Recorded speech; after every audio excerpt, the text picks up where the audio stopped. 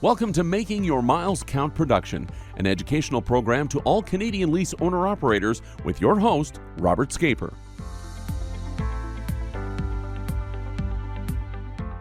Welcome to the Making Your Miles Count podcast. Robert Scaper here, and I am doing a pre-podcast podcast, which means Dan and Peter and I recorded just a couple of days ago a whole episode on the tariffs and how roller coaster and all sorts of things the tariffs may or may not be, and possible impacts and stuff like that. And it actually takes us a little while to get things moved and set up and posted and the like.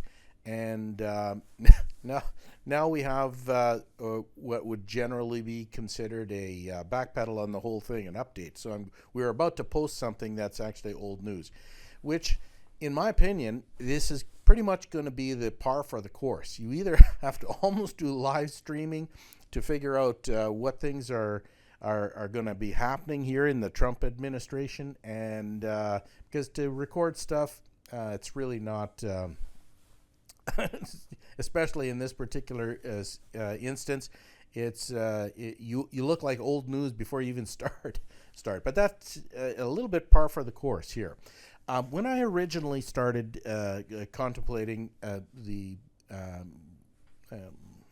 starting a podcast, I did not want to have a podcast that was basically current, exciting, brand new, cutting edge news. Because I didn't want to be a part of the actual media of the podcast industry, and there are some great people in the media, but I don't actually consider myself a media type. I'm not here to comment on new stuff and stuff like that. I want to help owner-operators or independent operators become successful financial managers of their money and their business. Build it, grow it, that kind of thing. And so much of that topic is actually how you set things up, and long-term thinking, asset management, asset allocation, everything to do with actual running a business and being a successful operator. That is not a current event topic. That is a think through your process kind of a topic. Probably the biggest thing that I have ever talked about on anything to do with independent operator industry has to do with non-taxable benefits, for instance. That's what my first book was written about.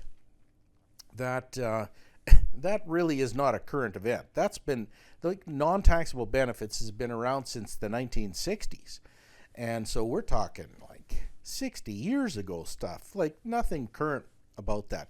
How it applies to today is something that needs to be discussed. But whether you learn that last month or 2 weeks ago or even today, just so long as you learn it, that's the important thing. So when it comes to huge impacts on current events such as tariffs, like we're talking 25% tariffs with the United States, that technically it's actually 79% of all of our trade is with the United States. That's a major thing, and it impacts it huge. And if anybody would have asked me if tariffs are going to be implemented, what does it affect? It's a no-win situation. There's the only people who win in a tariff situation is the government, because they are able to collect tariffs, and that would be the Canadian government and the U.S. government. They were the only ones who win in a situation like this, and because they get huge revenues. But of course, as you just found out, we all found out now. Trudeau says U.S. tariffs on Canada will be paused for 30 days. I'm going to read an article from the Canadian Press. That would be Monday, February 3rd, 3:43 p.m. And it's written by Sarah Ritchie, and it's a very neutral article. So I'm going to read it, and I'll do a very cursory interpretation of it. U.S. President Donald Trump has agreed not to impose tariffs on Canada and Mexico for another month, pulling back from a plan that would have tipped North America into a trade war on Tuesday. Prime Minister Justin Trudeau spoke with Trump twice on Monday, their first discussions since the president took over the White House on January 20th. After what Trudeau described on social media as a good call in the afternoon, the two leaders agreed to pause tariffs for at least 30 days.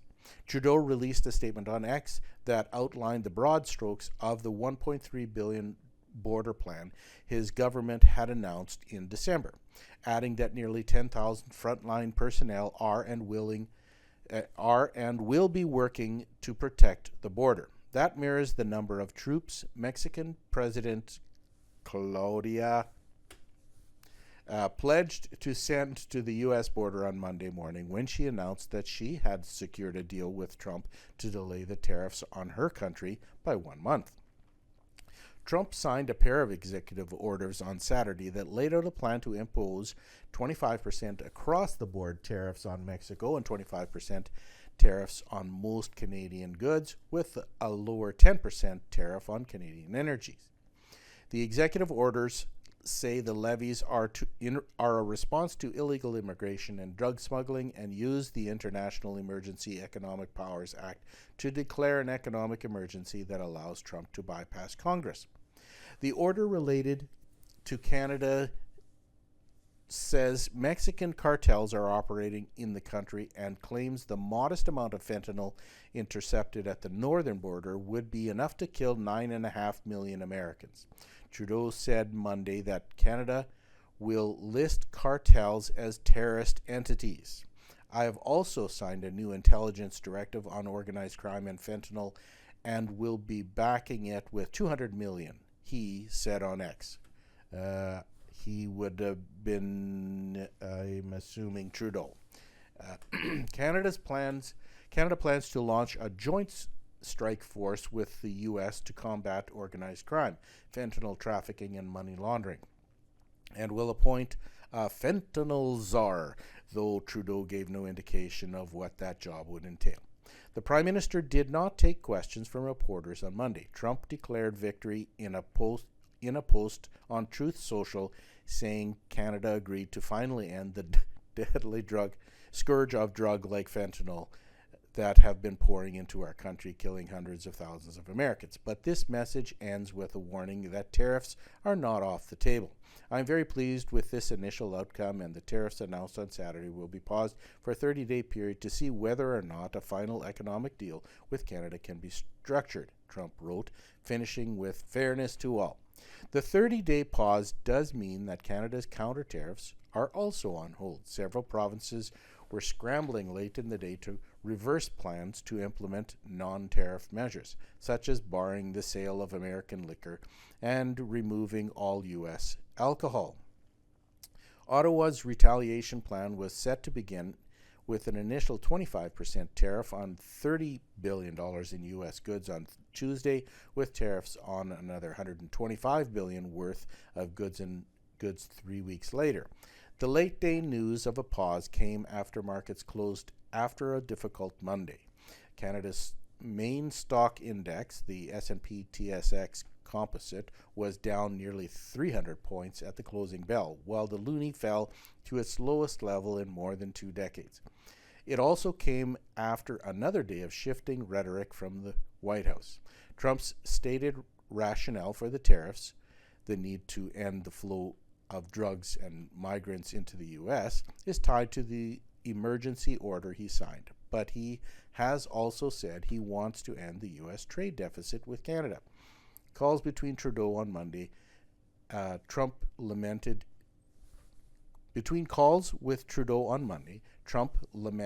to reporters in the Oval Office that Canada has been very tough to deal with and very unfair. When asked whether there was anything Trudeau could offer him to get him to back off the threat, Trump went back to another now familiar line. What I'd like to see Canada become our 51st state, he said, adding we don't need them for anything. This report by the Canadian Press was first published February 3rd, 2025. Okay, so isn't that a whole lot of fun? A whole lot of changes in a very short period of time. I've done a couple of podcasts on Trump, and this is, shouldn't say it's typical, but it is wildly fingernail chewing type of politics. And realistically, if you talk about Trump, you really can't use the word politics because he strong arms people. Some people might call that dictatorial, but realistically, he wants what he wants, which is a safe border. And realistically, as Canadians, we have to fully respect that about the United States people. They've had unbelievable amount of deaths from fentanyl, and the border crossing. Now, we don't have a huge problem with people crossing over the border, and by a huge, I mean, hundreds of thousands a month or something. That's not the problem. The biggest problem is probably people trying to get into Canada, and then from Canada smuggling into. It's harder to get into Canada, really, than it is to get into the United States through the Mexico border. So when it comes to migrants, that's not really the case. But he, when it comes to Trump, is very, very focused on the drug and immigration aspect. I think when it comes to him communicating publicly, number one, he wants to show a win. I don't know if I would necessarily say that this is actually a win, other than the fact that Trudeau is going to send more people to the border. I don't trust Trudeau to send people to the border, and quite frankly, these two guys, Trump and Trudeau, they do not get along. Trump he dislikes the Trudeau family, and I feel heavy for Canada that we have to still have this guy representing us, because he's certainly not going to get the best deal out of Trump. Trump knows the catastrophe that will be at the border if the tariffs would be implemented, and he's wanting to get a better deal, not just on the border, but also some of the trade things. Now, the last time he was in office, he tried to get our dairy industry and our chicken industry all cross-border free exchange back and forth. That never really went through, and technically, I think in the back of his mind, he thinks that's a failure. Maybe he'll never admit it, but he would look at what Canada rebounded with, and we now have still our dairy and that intact, dairy and chicken and stuff like that intact. That is will always be a huge issue for the U.S. market. Now, if you look back in politics, a number of years ago, Stephen Harper got into power, and one of the first things that he did was he abolished the wheat board, which made it possible for individuals like farmers in Canada to sell privately their grain to the United States, in a free market system. Prior to that, a farmer who grew 1,000 bushels of grain in Canada had absolutely no choice whatsoever but to sell his grain to the grain board first. They take their cut, and then it goes out overseas. Now, that change was huge.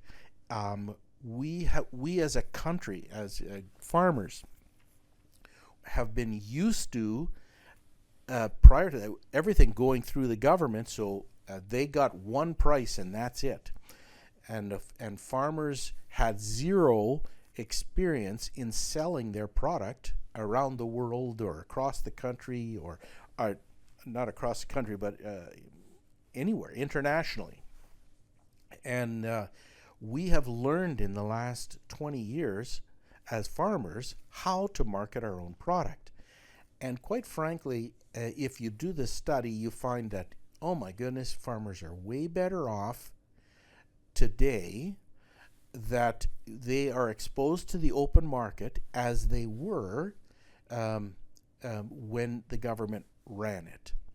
And I know there's lots of people who would maybe disagree with us, disagree with that statement. But you have to also realize that starting in the late 1970s, but early 1980s, the entire trucking industry was regulated. And you couldn't just go out and get your own running rights and start your own trucking company. It was just, everybody would laugh at you. What are you talking about? The government controls every road that you drive on, and you have to have a permit to make sure that you drive on any road. You're on the wrong road, you're gone. And it was unbelievably regulated. Well, when basically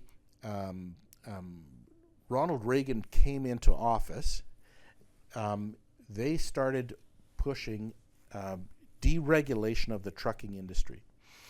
If you do the cost benefit for the consumer, which is the Canadian consumer, the benefit that deregulation has to the Canadian economy is billions, and billions with a B, for the consumer. The savings is unbelievable. If you talk to old-time truck carrier owners, the gravy years were in regulation.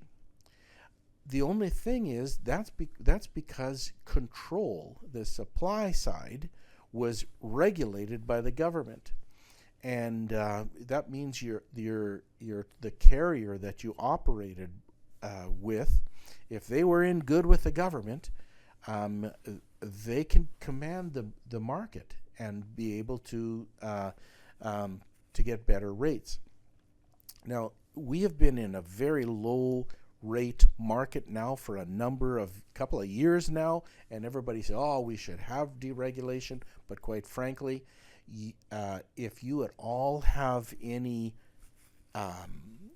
excitement and you want to build your own trucking company, for instance, and you want to make some good money, you need the free market. You do not want the government to be over your shoulder telling you how much you can make, how many miles you can do, and restricting the amount of trucks that you have. Everything in that, you don't want the government regulating you. You want to be open to the free market. Now, that does mean anybody who has no idea what to do in the trucking industry can go out and get their running rights and undercut everybody else, and the pressure for low-paying freight is also there, and you get the terrible sense sometimes that that deregulation is horrible, especially in a low rate environment like we have been for the last 2 years. But think, 2.5 years, 3 years ago. Remember what the rates were in 2022, early 2022.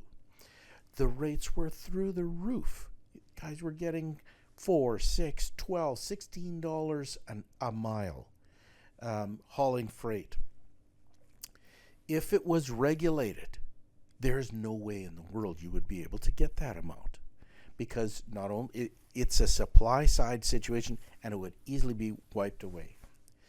That roller coaster of up and down is a mirror. This is what happens in the free market. And you have to understand that when things are low, your thinking has to be, okay, now that the prices are low, where should I be investing? What should I be doing when the prices are low? Well, you should be able to get good deals on things. That's one thing. And oftentimes what happens is, and this is what happened and to Pride Truck, for instance, when things were really good in 2022, they just leveraged and bought. And then when it went down, that's when they got absolutely demolished financially. Their capital just disappeared. And that is a reflection of inexperience in that roller coaster of supply and demand. When people lose their heads and buy and overbuy during good times, they won't have capital during bad times, and there's always bad times after good times. And so I'm a big believer in the free market and open competition, and may the best person win. And that's, in the end, when the best person wins, the customer, the consumer, is the one who really wins. So I'm a big believer in deregulation. And so, having said that about the trucking industry, you look at the supply side of dairy and chicken and eggs in Canada. Do you really want to have a better price for your milk, for instance? I actually bought a jug of milk a couple months ago because we hardly drink any milk. Two reasons. Rabbit trail. Two reasons. Number one, it tastes like chalk. I grew up where I could drink whole milk, and that's long gone, by the way. And the second thing is, we don't eat anything that actually needs milk. So occasionally I have cereal, but I don't need any more roughage, apparently. But that being said, I bought milk, and it was like $7.50 a gallon, and it was just not worth it. I don't mind cream. I can get cream, and that's ferociously expensive. But do you want to bring down the cost of milk and eggs and chicken?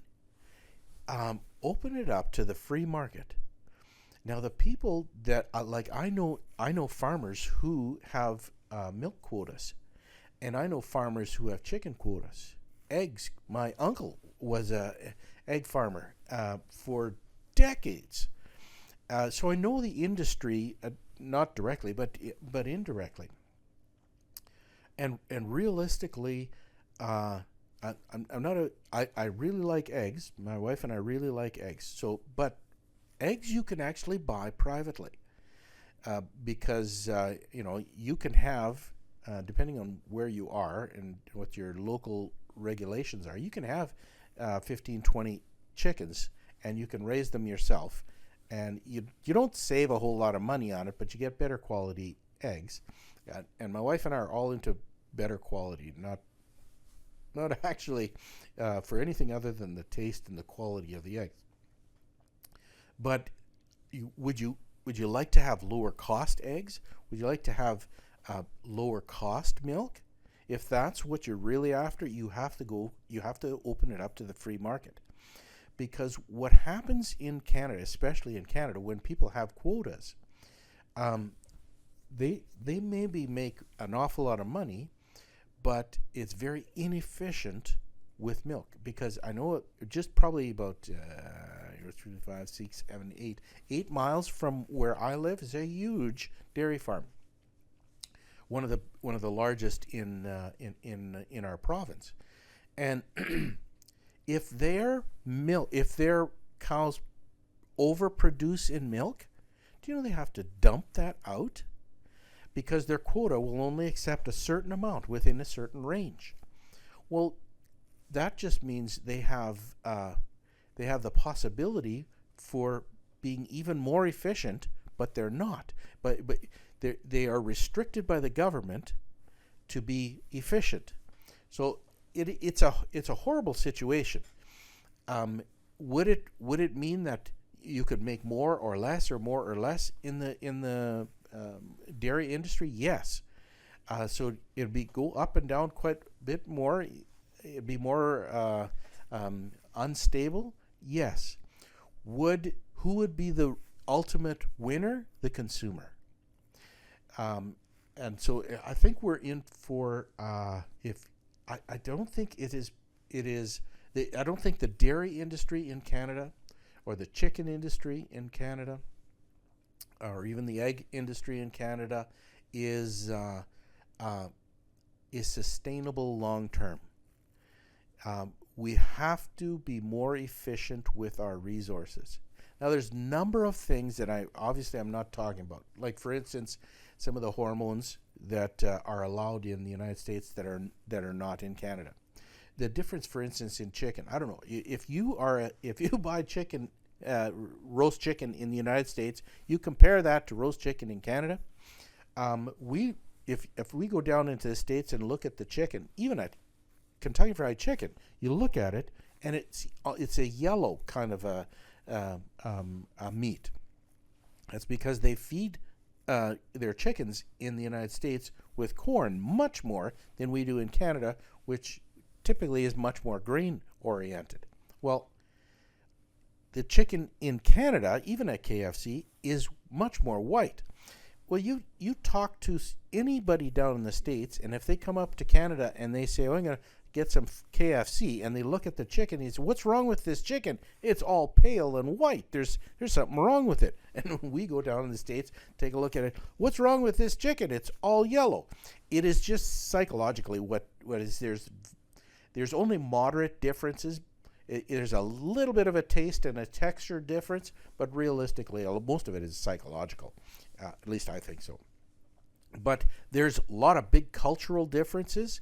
So realistically, when it comes to the chicken industry, the cheapest place to buy chicken meat is actually the United States by far, because they have massive farms that produce massive amounts of chickens for slaughter and for eggs and all the. We are 1/10 of the size of the United States in our economy. 1/10 of the size, almost a little bit over of 1/10, maybe 11 or 12% in population. And realistically, our land base is so vast that it's not very efficient to create massive businesses for chicken and eggs and stuff like this. We can do some scaling for sure, but compared to what they can do down in the States, it's just not sustainable. We can't compete. We can compete probably if you take our chicken and chicken, egg, and dairy producers. Probably about 15 to 20% of our producers can compete with the United States, but that means basically 80% of our producers are going to be wiped out because they are able to do it so much cheaper than we are. Will it realign everything if we are pushed out of our supply side or regulated industries? Absolutely.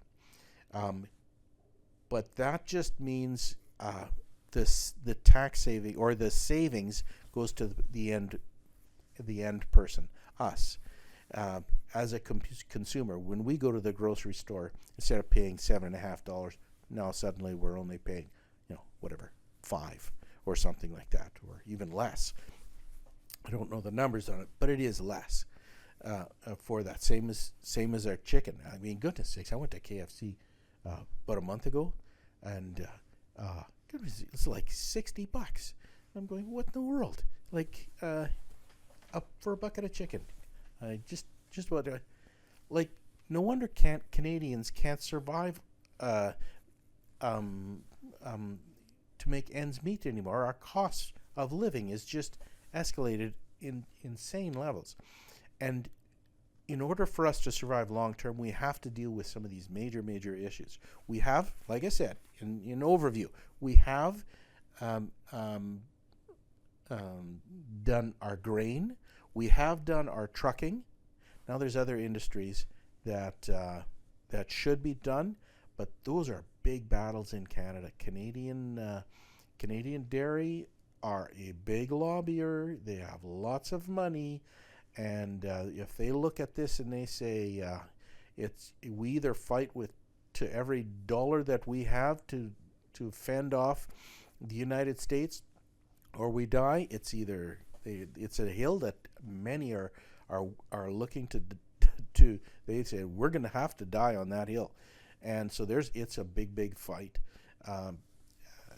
Those are some of the things that that realistically Trump is trying to deal with, and it doesn't make any difference really whether it's Trudeau or Poilievre, but Trump's trying to get into our market and open it up. And as Canadians, I guess in the end we have to decide whether we want government to regulate everything that we're doing or not. And it's very difficult to move back. If you are regulated and then you deregulate, it's nearly impossible to move back. Or whether you are regulated, or if you are unregulated or want to move back, man, it's tough. That is a huge thing.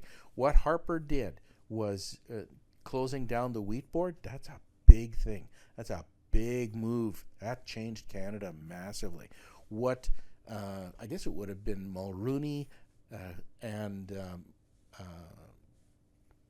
Reagan did in the 80s, deregulating the trucking industry. That's a massive move and a massive change.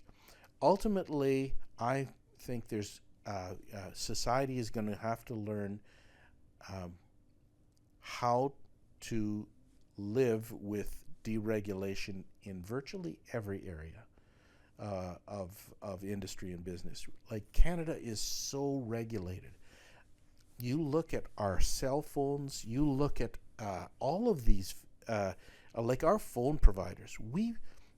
According to the reports, we pay the most and get the least amount of value for what we're paying in the G7. I have individuals or friends in Africa who pay less for cell phone than I do, and they get better service in the middle of nowhere. Like, our telecommunications is horrible. Our fuel that we purchase, we supply a lot of United States with oil, and yet we pay way more than they do. And it's because of regulation, supply side. Oh no, everything is all regulated by the government. And what we need to do is remove the obstacles to building our own refineries, to doing our own things.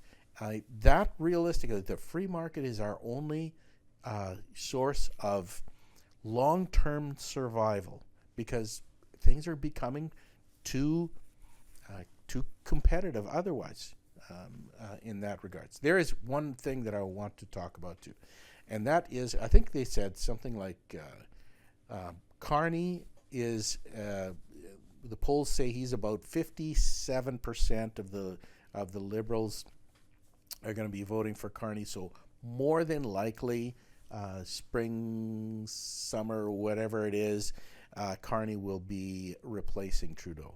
And realistically, we have to all understand that Carney is no different than Trudeau. It's just the names are spelt differently. He has been a pro carbon tax from day one. He has been anti-pipeline in Canada since day one. Why would he be any different once he gets in? He's been pro-pipeline in other countries. He's made millions of dollars outside, which it baffles me why he can be pro-pipeline in other countries and then anti-pipeline in his own country. Like, I don't understand how people can live with themselves in situations like that. It's just bizarre. And so in the podcast that you're about to listen to, we talk about the Liberal Party too, and quite frankly, the entire Liberal Party has to be completely eliminated, and be replaced by true liberals. These guys are not who are in there right now. Whether it's Carney, Freeland, Trudeau, it doesn't make any difference. They are so wildly extreme. You cannot actually even call them liberals. They are hyper steroid-filled progressive liberal wackadoodles. Maybe, I don't even know. They are not good for this country, and they have left us leaderless. They have hung on to power for so long that we are unfathomably vulnerable to a real changing society in the United States and actually all around the world. We are rudderless right now, and I'm not a huge fan of everything that Trump does. I respect him for being America first. I'm totally okay with Canada first, but I think we will never become a 51st state. That's just propaganda. I certainly would not mind getting rid of the Canadian dollar. There is a bunch of, we should have a payout of Canada pension plan rather than continuing having the government manage our CPP. I would love to have a payout of CPP, but anyway, that's just me. Anything that the government touches and manages, even though CPP technically is actually managed pretty good as a mutual fund or as a fund by itself, it's got pretty good stuff. It's what people are able to pull from Canada Pension Plan versus what people give to it. It used to be, I remember 20 years ago, Canada Pension Plan used to be just a small portion of the payroll department, of the payroll that we used to give up. Do you know that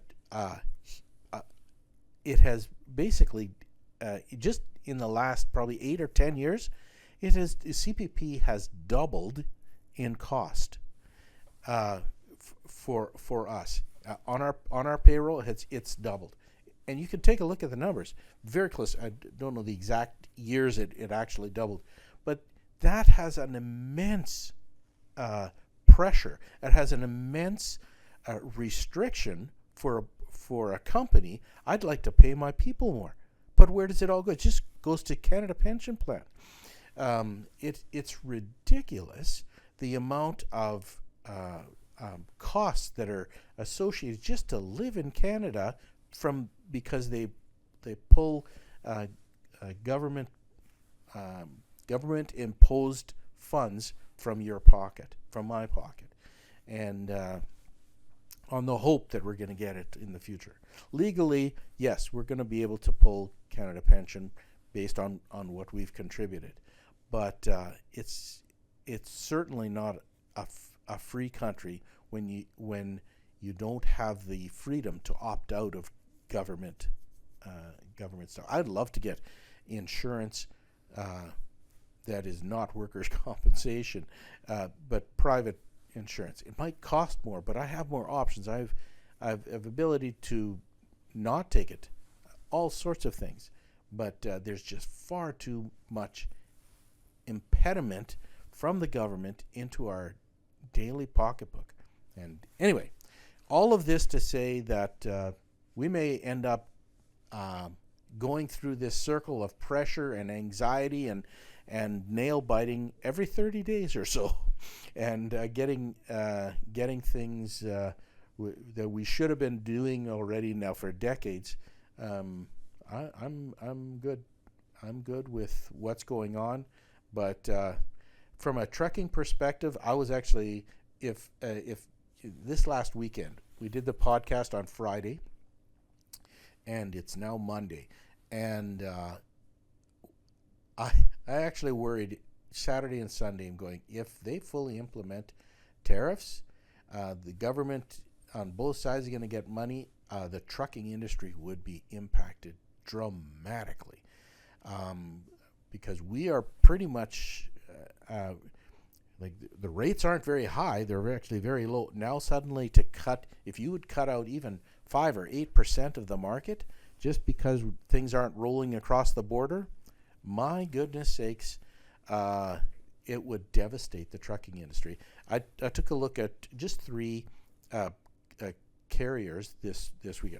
TF Transport Financial Inc., Mullen Group, and Titanium. Just 3 of them, just to see what they were doing.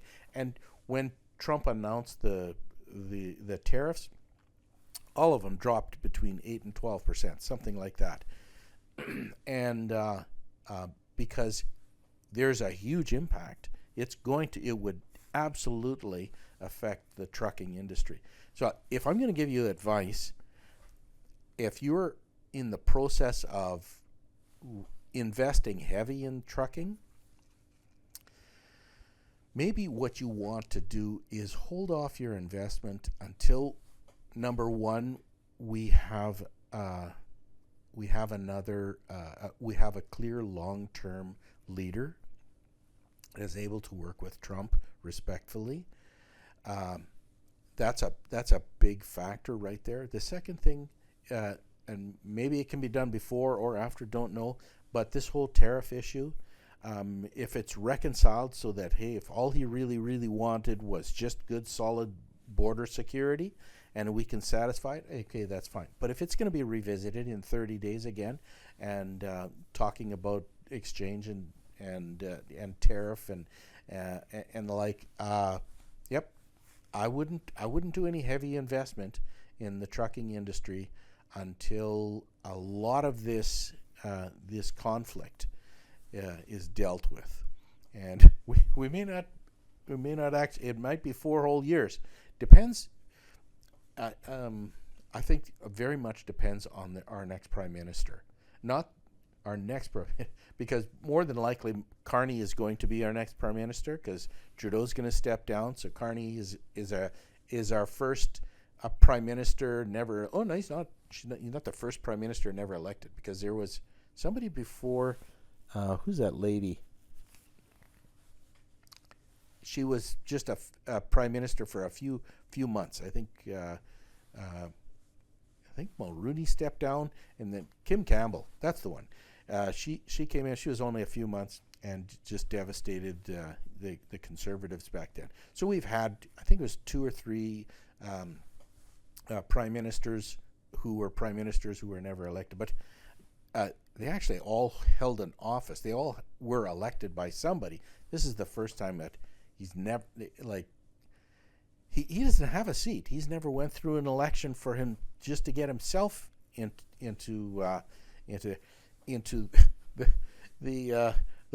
politics. This is really bizarre. It just reflects the gross incompetence of Trudeau. He didn't know what he was doing, and he was arrogant, still is arrogant, and he knows better than anybody else, and he just dragged our country through the dust. We were nowhere near ready for Trump to get in, and it was just his stubbornness. I mean, he should have, at the very least, resigned in November. Had have given some sort of a breathing space to get in it, but no, he knew what he only looked 1 week ahead, I think, and then in the end, he's gone. Good riddance, but it's basically too late. He should have left a long time ago. Anyway, the podcast that you're about to listen to, we have quite a few different topics that we've gone through. Hopefully, we can keep you entertained while you're bumping down the road. But other than that, here's the next podcast. We're recording this on January 31st in the evening. the last day without tariffs in Canada. Probably the one thing that I'd like to talk a little bit about is, where do you get your information from? And where should people generally get their information from? There is so many places on YouTube and X and everything. There's so many places where we can get our information, what's reliable and what's not. Maybe where do you get yours? Typically, I don't watch the news at all. There's a few people that I watch who I think are the most, and I guess they're, what are they called? They're Podcasters. That seem the most reputable. Reputable. That one, yeah. And if I want to know anything about that, I'll listen to what they say about it. Yeah. Because they seem to have their head screwed on the straightest. Otherwise, I do in the evenings. There's a lot of times where I've got a news app, and I will just scroll headlines, and then the National Post, there had a bunch of headlines, and then you kind of know where their brain is at, so to speak. What they're selling. Because you can just read the headlines, and you can get a fairly good idea on what they want to sell you. Yeah.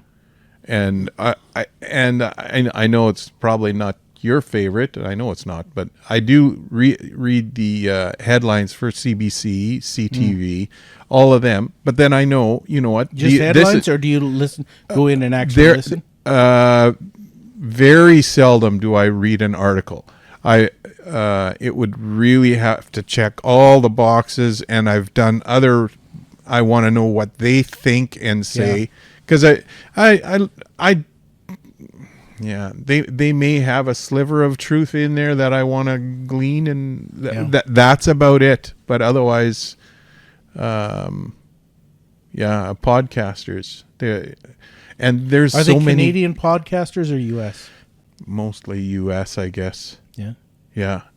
One of them is Jordan Peterson, but he's getting more politically involved in the last little while. Yeah. It used to be something just very interesting to listen to, and now he's interviewing a lot of relevant people. Yeah. Mm. Where do you get your? We don't listen to a whole lot. No. But we were out for breakfast with somebody yesterday, and he was telling me about this is what I was going to say before. Channel 125 on Series Radio. Oh, okay. From 5 to 8 every day. He's on 5 days a week. 5 in the evening till 8? 5 in the evening till 8 in the evening. I forget the guy's 3 name. 3 hours. Yeah. Wow. But this guy. Look it up. That's a Googleable question. This guy is military. Oh yeah. And apparently he knows all the ins and outs of what's going on, even with what Trump is doing now. It's supposed to be very, very interesting. So, my XM radio or my Series radio doesn't work. The antenna, I got to replace the antenna. So I was fiddling with it today. I'm going to get me a new antenna next trip. Patriot. Do you know what the guy's name is? Sirius there's a few guys, but Breitbart News, Andrew Wilkos, Sean Hannity, Mark Levin. Mark Levin, yep. Mark Levin he's a lawyer, isn't he? I think it was Mark Levin. Yeah. That name sounds very familiar. Yeah. Mark Levin. Yeah, he's a lawyer. You said he was military? He's ex-military too. He's a conservative talk radio. I don't think Mark Levin was ex-military. Well, he might have been, but there's a few guys that were. There's a lot of podcasters. Like you can go crazy. Everybody's a podcast. Yeah, we're a podcast. Yeah, yeah. Yes. If I listen to podcasts, it's mostly Christian stuff. Oh yeah. So I don't. So you don't listen to that much. I have. Well, Alan Hebert, we all know Alan Hebert. He's been on our podcast before. He has X, and and he gets articles and he sends them to me. Now I can't watch it because I don't have X on there. I don't have X on my phone because it would consume my mind too much, and I get very emotional, far too angry. I don't know. I thought we were supposed to have patience the older we get. I don't know. Doesn't that work that way? Patience is developed. Because I get it mad. doesn't come naturally. It doesn't. And a lot of people ask me questions, and I always, like, not always, but usually I back off because I can get really emotional into it, and then I lose my head, and then I got to go back and I got to fix things up and stuff like this, and it's not all that good to do. I can get general stuff, but I have to listen to it in a certain format. I actually listen to it. You know, Megyn Kelly. Yeah. She's really emotional, and if she's emotional, then I can somehow back off and say, okay, at least somebody's emotional about it, and so I can back off on it. But she is a lawyer, and a lawyer's mind is much more analytical, and it's objective, because what's the facts and what's not the facts, that kind of stuff. And she goes into the detail of it. Probably one of the biggest examples of that, you remember, Pete Hegseth, his old confirmation thing or whatever. He has some real controversial issues.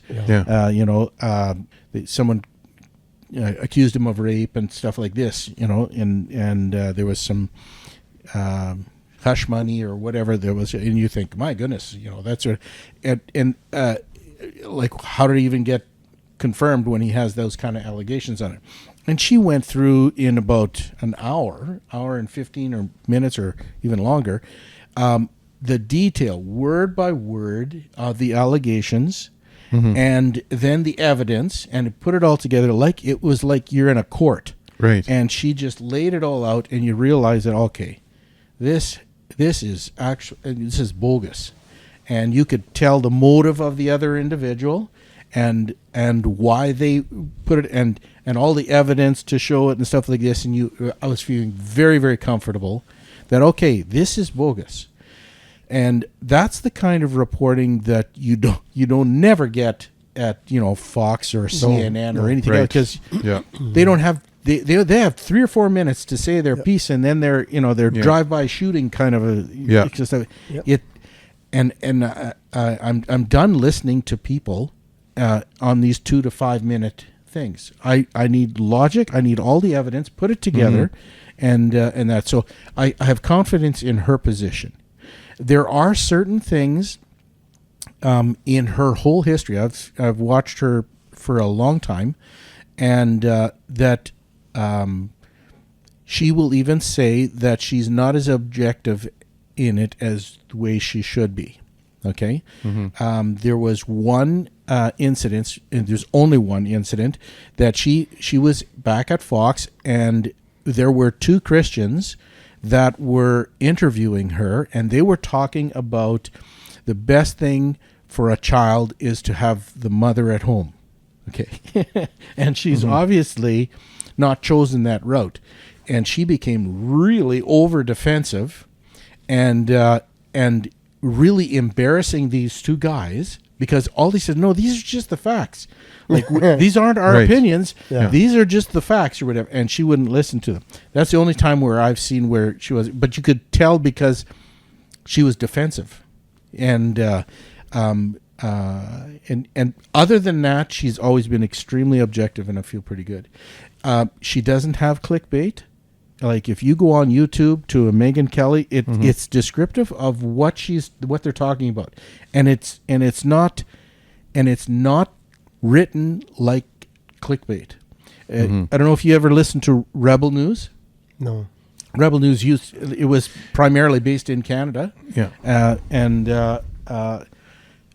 Unfortunately, I thought, hey, you know what? Let's listen to some Rebel News. I listened to them for a while, and then they would send me things, and the captions are clickbait. Yeah. Because it would say, world's coming to the end in 12 days, and then in there it's oh, there's some potential, stuff that's going to affect maybe in a year or two. So it's really exaggerated and off. And I think it only happened twice that it was clickbait. And then I finally said, okay, I don't care how good of a reporting you are. I don't care whatever. I just hate being used as clickbait. Yeah. And so I don't listen to any Rebel News because of that. And but a lot of stuff on YouTube is like that too. Yeah, I know. Yeah. What it says on the bottom is not what it's talked about. Yeah, right. But like that's what makes you click on it, and then you listen to the whole hour, and there's nothing about. And there's nothing at all. Yeah. No, that is absolute. Ooh, that ticks me. It off. happens all the time. I know, but when you're in YouTube, you take a look at who it is that's posting it. Like if it says the MK or like the Megyn Kelly show. It is from Megyn Kelly, and that is it's pure, straight from her. Okay. But then you take a look, and maybe Megyn Kelly's picture is on there, but then you see, it's that's what I'm talking about. CP24 or something, which is a Canadian thing or whatever. But they can crop whatever she says and put it together, and so it's very important when you're going to YouTube to know who it is that actually posted it. Oh, okay. And you have to back away from it. It could look very much like, hey, this is the guy I always listen to. Yeah. And then you look at and you say, okay, but it's not his name. If it's not his name, don't click on it. Right. Because that's clickbait. Oh, okay. That's what it is. You can make a lot of money doing that. You can crop out what everybody else, and you throw it on there, and you get the commissions. From the sale on that, it's and there's a lot of there's YouTubers now that are doing that, but they're putting their own spin. They'll play it, and then they have a little bit of commentary. Yeah. No, that sucks. This is stupid, and then they play it a little more just to make it their own. Yes, but is it plagiarizing? Well, it is. It's far enough away from plagiarizing that it's not, but it's still like. Yeah, and there are some really good guys like that. Who's that? Oh my goodness, what's the guy's name? I should know this guy. The name of this guy. He's an ex-RCMP officer, and he does a lot of Canadian content stuff. He's anti-Trudeau and the whole thing or whatever.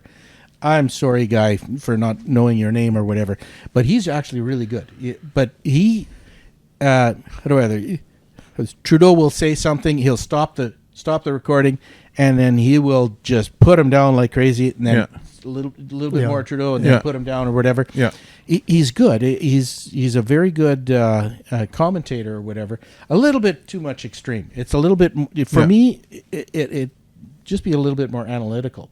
There's another guy. I don't know his name either, but I don't listen to him that much anymore. But he, when there was a ruling in the United States that came down from the Supreme Court that was absolutely baffling for me, and that was the presidential immunity case. Okay, and the Supreme Court basically said there's some things that the president has absolute immunity on, some place he has limited immunity on, and then some places he doesn't have any immunity at all, depending on in what context he was acting under. And that's what the bottom line was from the Supreme Court. But if you look at just the other, there's a woman on the Supreme Court. Oh, dang! This is another Googleable question. Supreme Court, United States. Who are the people? Roberts, Samuel Alito, Sotomayor. Sonia Sotomayor is her ruling on that presidential thing. It was as if she wasn't even a lawyer. She just basically said, opening up the doors for immunity to the president of the United States. He's going to be able to do anything and everything, and it was wildly extreme. Wow! And I remember somebody read that, and I say, okay, I'm not a lawyer. The only and she's on the Supreme Court, and the whole bunch of the Supreme Court members, they said, okay, he has immunities here, limited here, and not here. And it was actually very reasonable, because when you are acting on behalf of either a corporation or a country, you have to, sometimes you're acting under your own authority, and sometimes you're acting on behalf of the company. And you have to have certain kind of immunity. Like if you're acting on behalf of your corporation, you don't necessarily have to, you're not personally liable for the things in your corporation, for instance. Right. And that's just basic common sense law on there. But the way the Sotomayor was explaining it was that Trump can do anything. Well, he can't do anything. No, that's a dictator. Yeah, and you can't. Yeah. And so she was expressing her complete political viewpoint from the Supreme Court, and it got everybody on all tither on it. And there was this Canadian pod guy or whatever. All I remember is he's got long hair, nice long hair, about your length. Anyway, and he was a very good lawyer, and he was explaining it. And I originally was thinking, well, what is this Sandra Day O'Connor even a lawyer? Like, what is she doing? And this guy said her comments shows how politically active she was. It wasn't a legal explanation; it was a political statement that she had, and I thought, okay, I'm not stupid.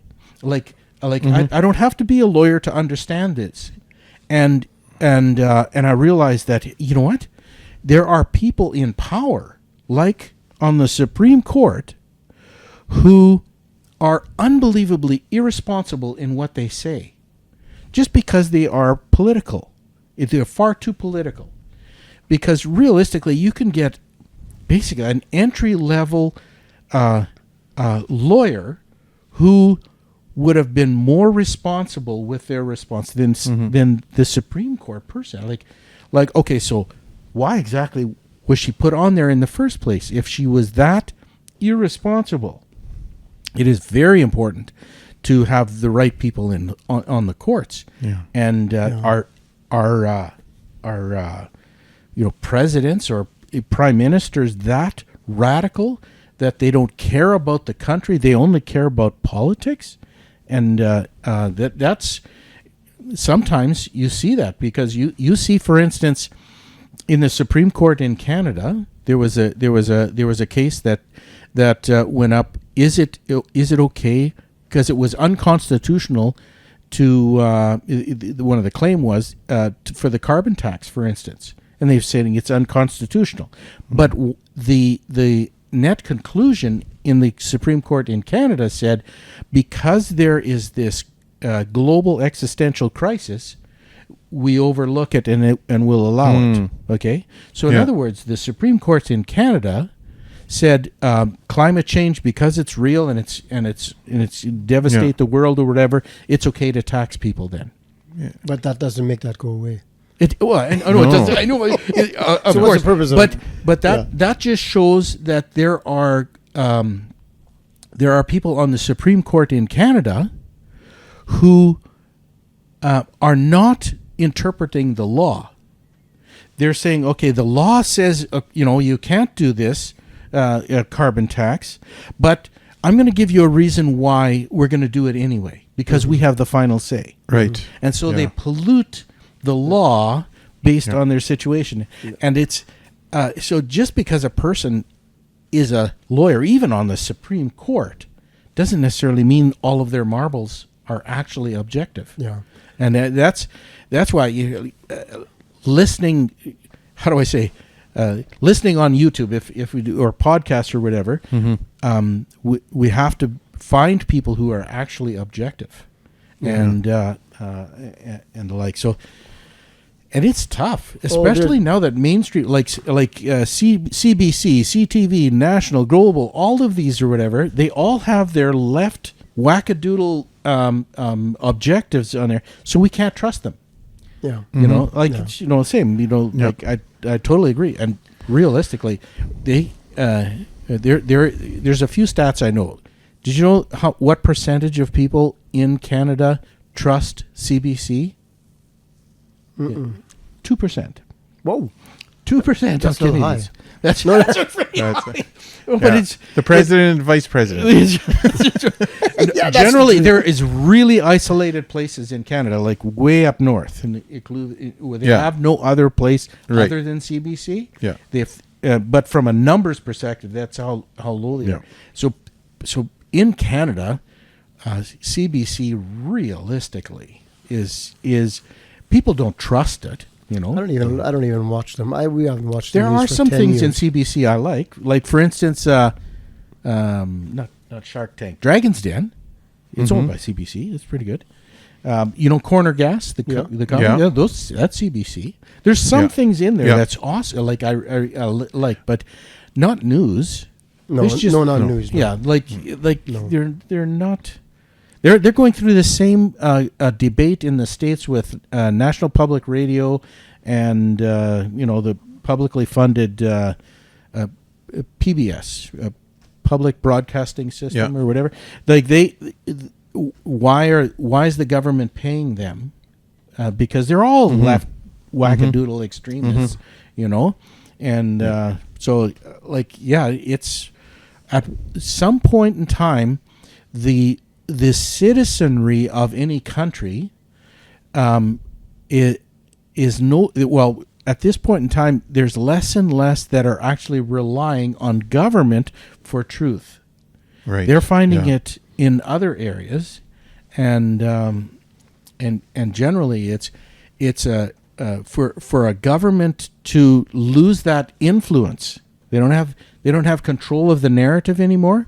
Oh, they're panicking like crazy. Yeah. And realistically, it's just because they have been so incredibly irresponsible with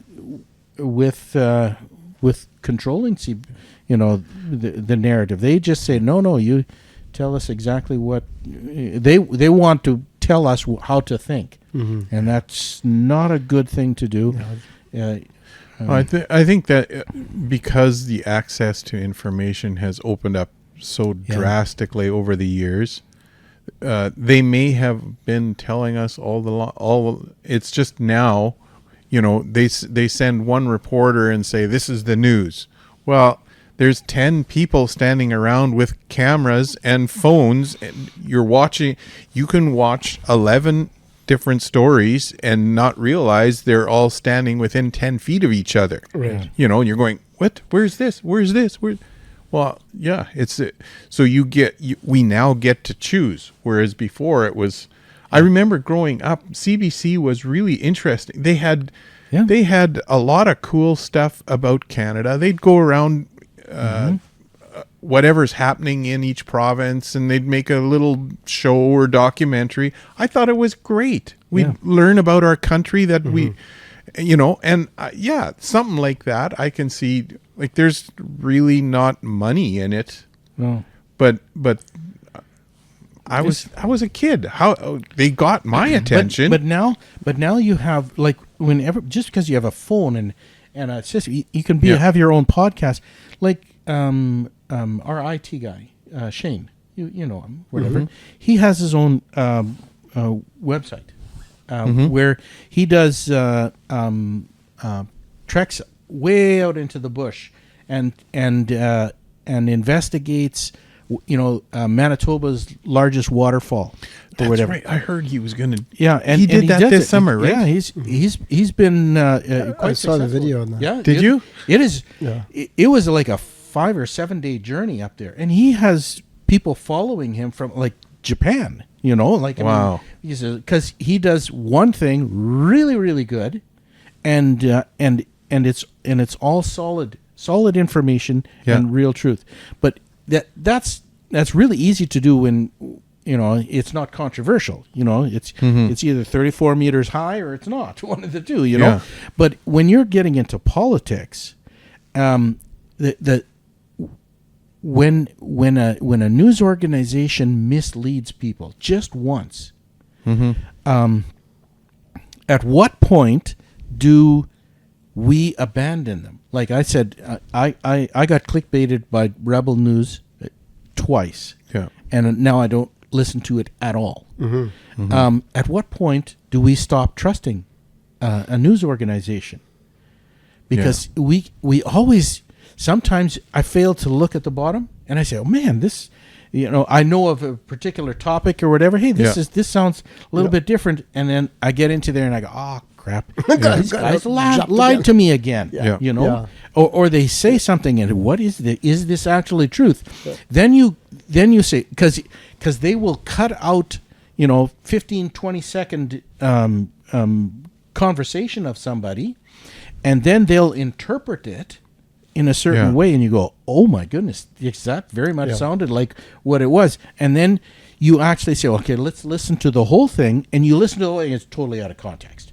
Holy crap, guys. There are so many voices out there. You have to be very careful what you listen to. And the thing is, in my opinion, if you see one person lie to you openly like that, you have to almost brand it in your mind who that person is, where they are from, and never click on it again. That's a blasted lot of work to do. Well, we in business, if we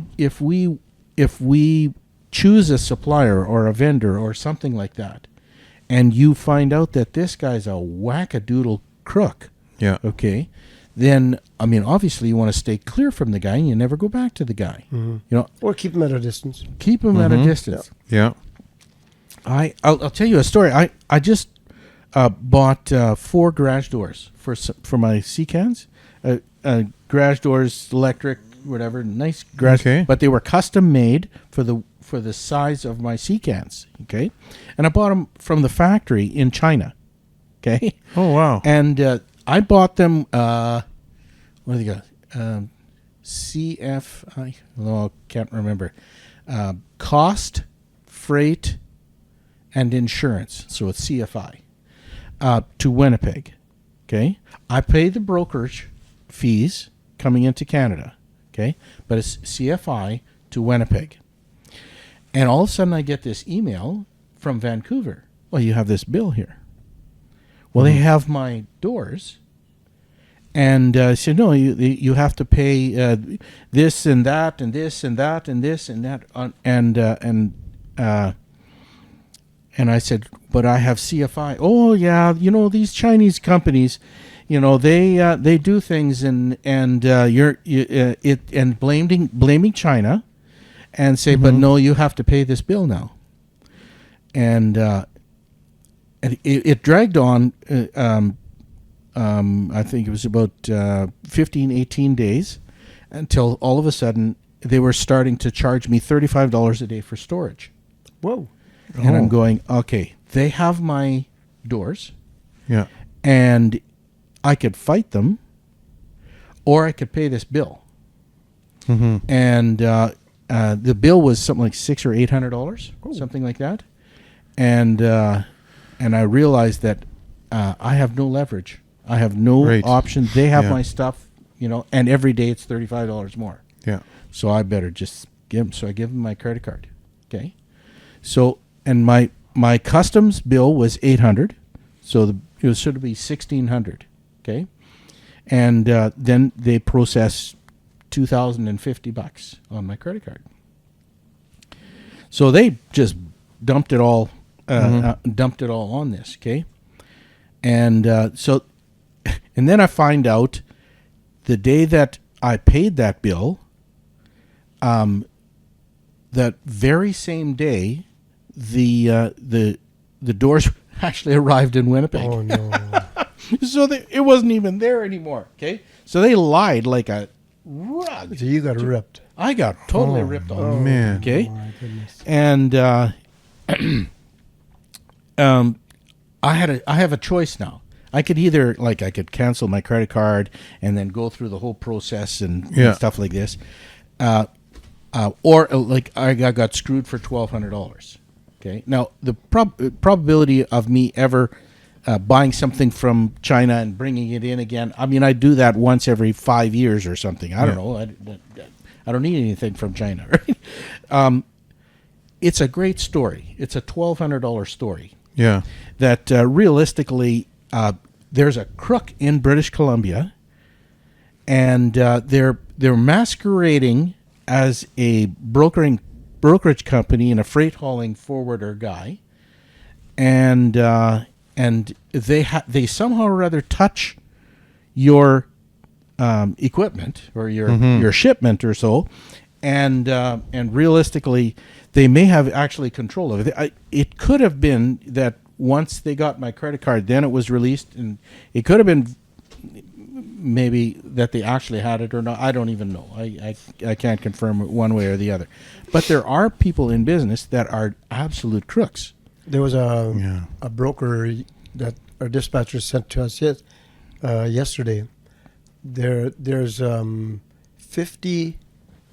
There was 50 shipments that were being held hostage. And that's exactly what you're just talking about. They hold it hostage until you pay this fee, and there's nothing you can do. And this was millions of dollars. Yeah. Wow. They were holding all this freight hostage, and until the bill was paid. Yeah, it's and the law isn't doing anything about it. The one company was a big company that had most of those loads that were seized. They were in the trailers, but they wouldn't release the trailers. Yeah. And they contacted the police, and they said this is not our jurisdiction. Yeah. And but that's a great example of absolute liars and thieves and scammers or whatever, you know. It happens all day long. All day long, yeah. But it also, in news too, it happens too, where you have people who just flat out lie for that clickbait. Yep. Because there's a lot of money to be made in clickbait if you do that. If you do it right. If you do it right. You have to have a following, of course, of people who I actually listen to, do you ever listen to Gutfeld? I'm a little once in a while. Gutfeld, yeah, he's really sarcastic and he's a lot of funny. Yeah. He's got some real funny comedians on there sometimes, so it's cool to listen to if you want to have a right take on and comedic right take on what's going on. You listen to Gutfeld, but Gutfeld's on Fox, and so you can't get today's Gutfeld until. It could be 2, 3, 4, 5 days from now. Mm-hmm. But what you can get is a burn of it, okay, where you got somebody who has access to the Fox, and they just record Gutfeld, and you can tell it's the secondary hand of the whole Gutfeld thing, and then they'll post it on online, and you can tell it's XYZ whatever the thing is, and you can go on there and then you can watch the whole thing, and so I do watch some pirated stuff from that regards, but I mean technically it's legal. There's nothing I mean YouTube puts it up, and this guy's consistently putting up this material, and it serves me because I get to watch today's stuff. Current on there. So, but getting our news from unique sources like that, I think everybody in North America, maybe even the world, is going through this. They have your silo of information, and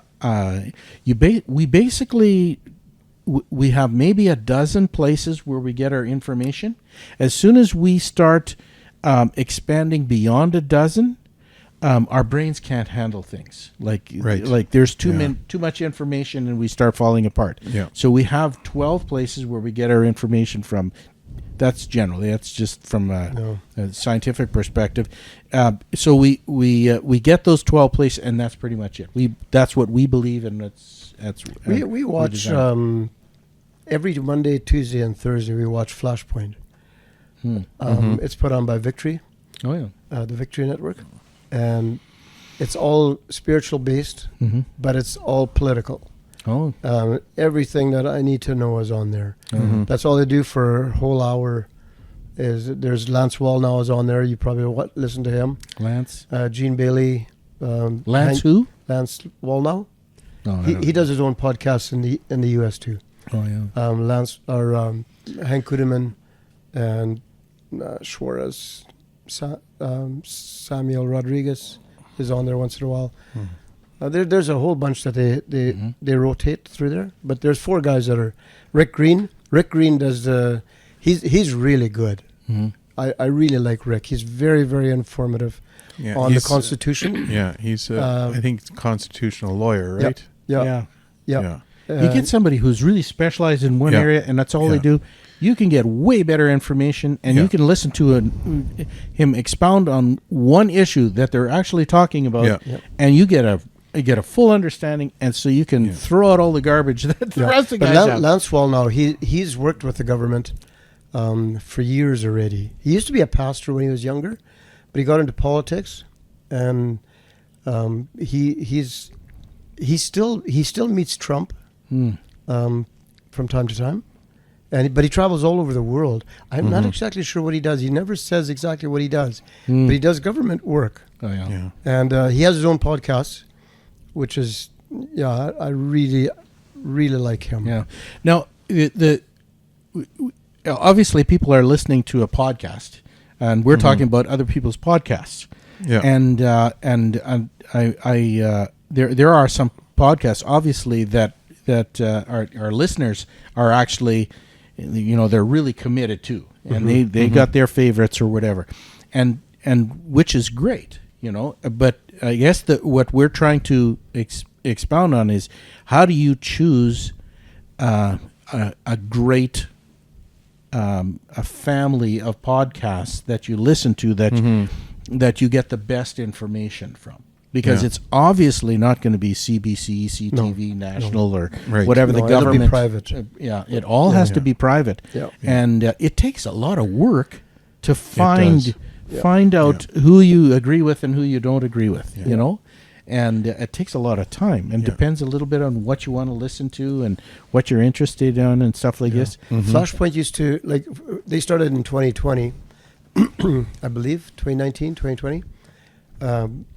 They got kicked off of YouTube and Facebook, and because they were far too in the left's face, and so they were always kicked off. But now that they've taken that censorship off, now they're back on again. I saw it last night. I think it was last night.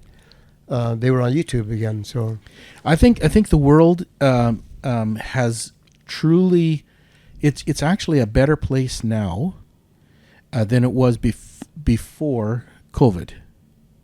Oh, totally. Yeah, because it's torn down the mainstream media, or a lot of people's assumptions. COVID basically said, okay, wait a minute, I'm not going to trust my doctor anymore, because he can't even say what he believes anymore. He has to toe some sort of pharmaceutical line or something like that. I know we lost our doctor because he wasn't even that controversial.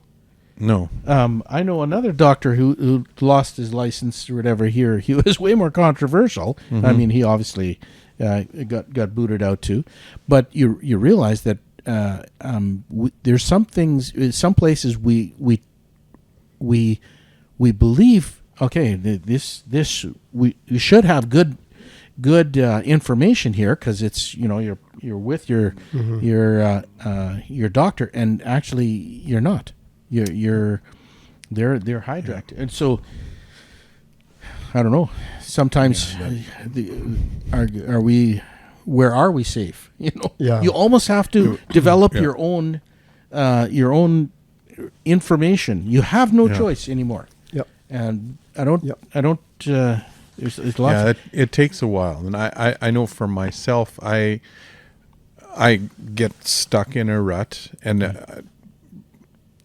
what I've found myself doing is I'll listen to a couple podcasts, and after a while, your brain just turns to mush listening to so much stuff, and for me to broaden that. a lot of times what I'll have to do is I'll sit down in the evening and go through the podcasts, and there's somebody that they interviewed, and I'm going to pursue this. This sounded interesting. Then you find out that they're not necessarily podcasters, but they connect in this and this. You actually have to go looking for those strings and be very meticulous with it, because otherwise, if I know there's times where I'm not even looking, I just scroll, hit something. Oh, listen to this. What is this about?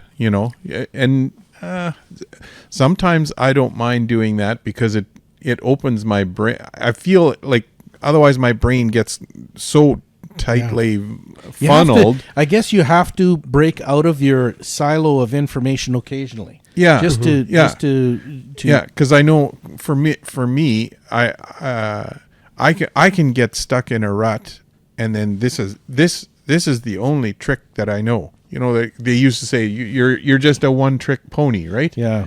Well, this is the only conversation I can have with anyone. Yeah. You talk about anything else, I don't know about that, but and you kind of force yourself to rely on this, and I've found myself even in conversations saying, you know what, this is what I know, but my information comes from here and here, and these seem to be fairly legitimate. That reminds me of something that I realized a good month ago or so. Really, really clearly, there was a lot of conflicting information. In Trump's election and stuff like this, back and forth, and everything from he's going to save the country to he's Hitler. These wild extremes and everything in between. The reason why I appreciate Megyn Kelly or individuals like Megyn Kelly, like a lawyer's mind, is because if you listen first, what they'll bring out what the person said, what the media said, and then parse it out, take it apart, and put it back together again. And that exercise of learning to discern. I was going to say that before. And that is it. That objectivity, you don't just automatically become objective on a particular topic. Yeah. We're all gullible on every topic until we start learning a little bit. Yeah.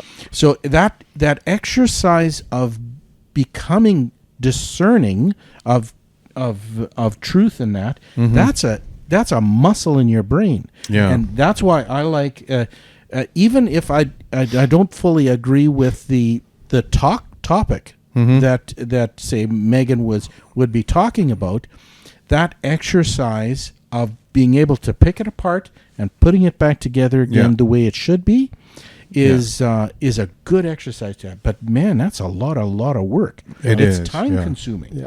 Yeah. And that's what society now has to put up with, because you can't afford to have everything condensed anymore. No.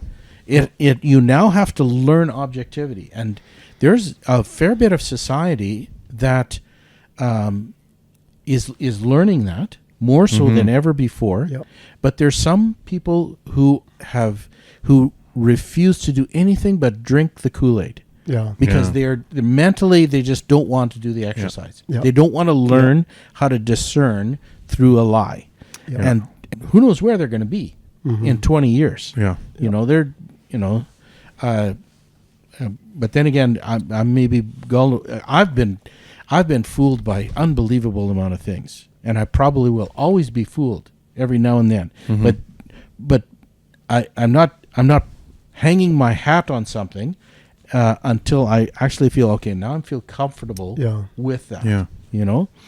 I've become more and more aware. Okay, where did you get your information from? Yeah.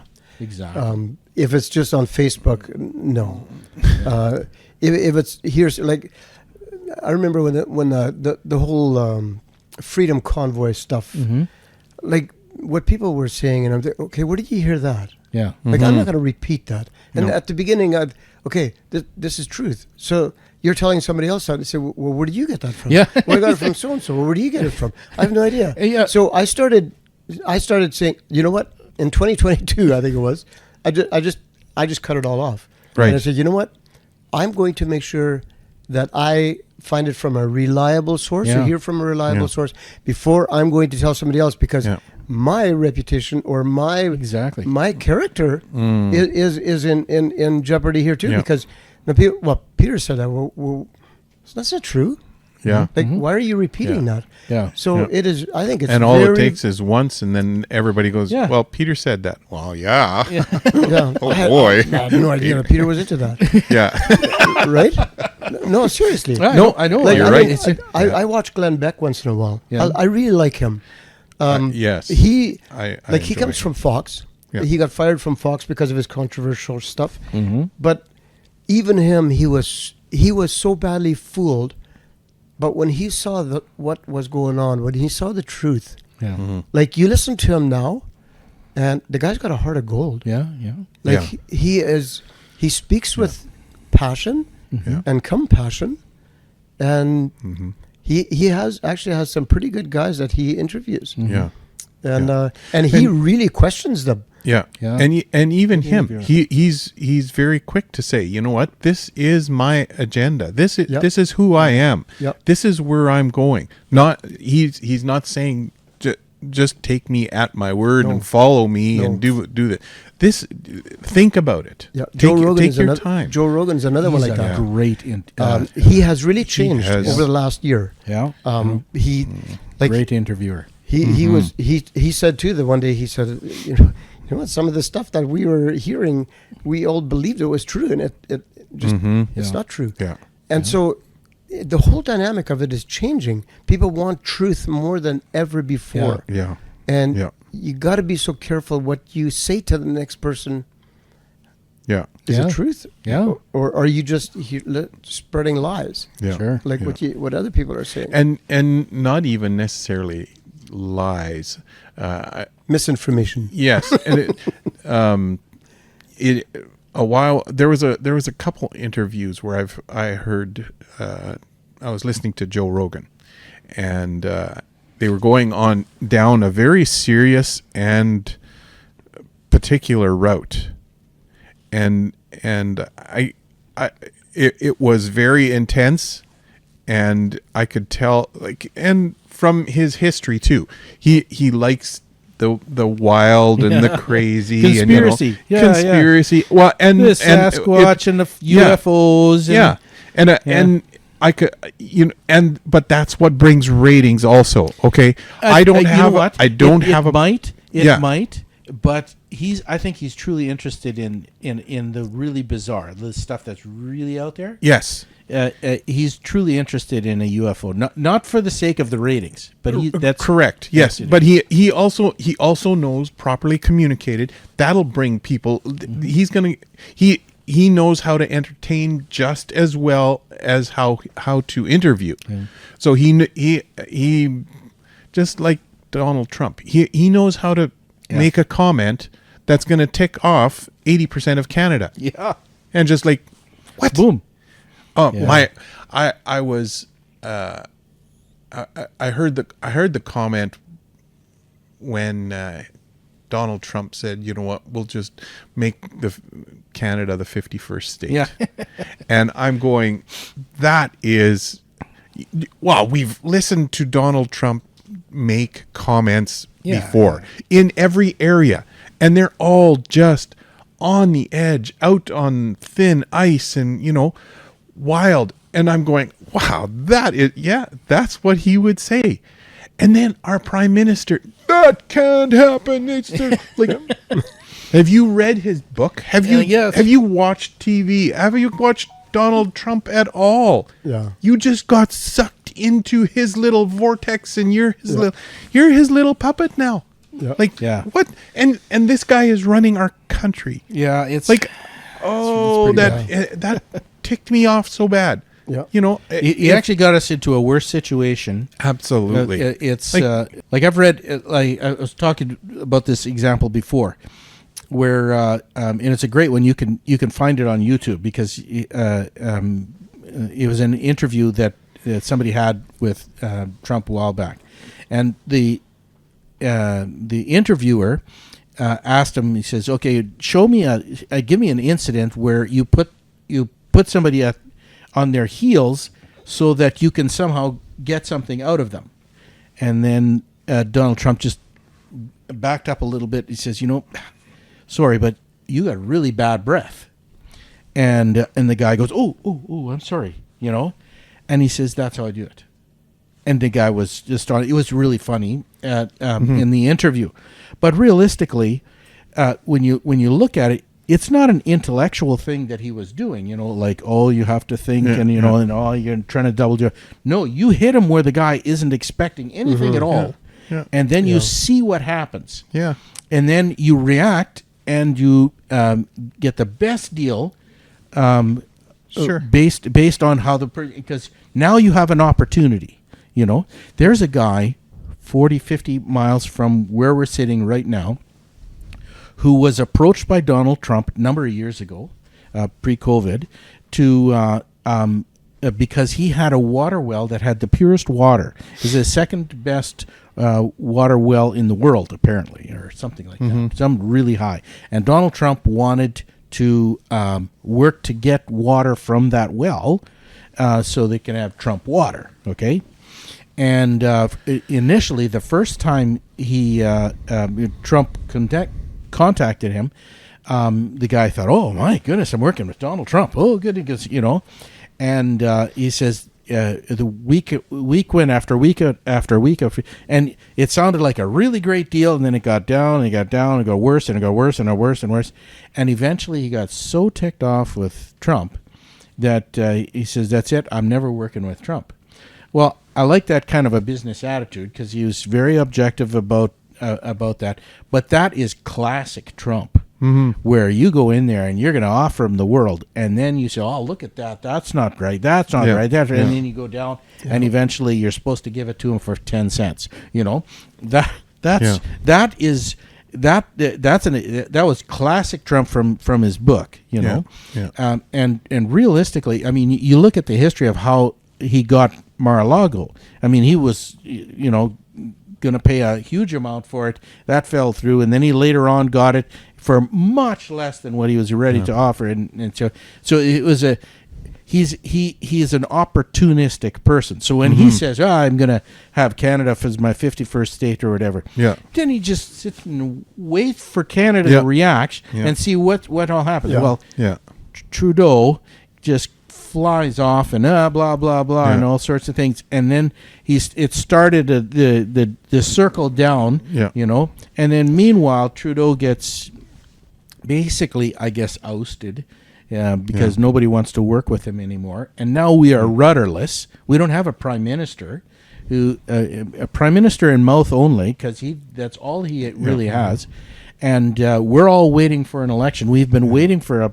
blasted election now for what feels like decades, because if we would have an election today, Polyev would be prime minister, and we'd at least have some sort of common sense kind of a situation there. But now he's dragged Canada into the worst situation possible, and if anybody has any downfall, any kind of negative response because of this apparent tariffs that are coming in, you have nobody to blame but Trudeau. Trudeau should have either stepped down a year ago or had called an election a year ago. If we wouldn't have had the voting machines, he wouldn't have gotten back in last time. You don't think so? No. Yeah, it was all rigged again. You think so? Yeah, I think there was election interference, like yes, there was.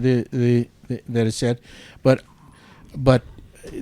whether apparently what is if it was like that, okay, and if there was an election interference there, then what is he afraid of now?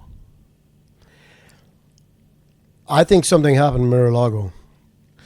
Okay, but getting back to your original question, if the last election was rigged so that Trudeau shouldn't have got in, okay, then why doesn't he have election have an election now? Because can't he rig the same thing now that he did a number of years ago, 4 years ago?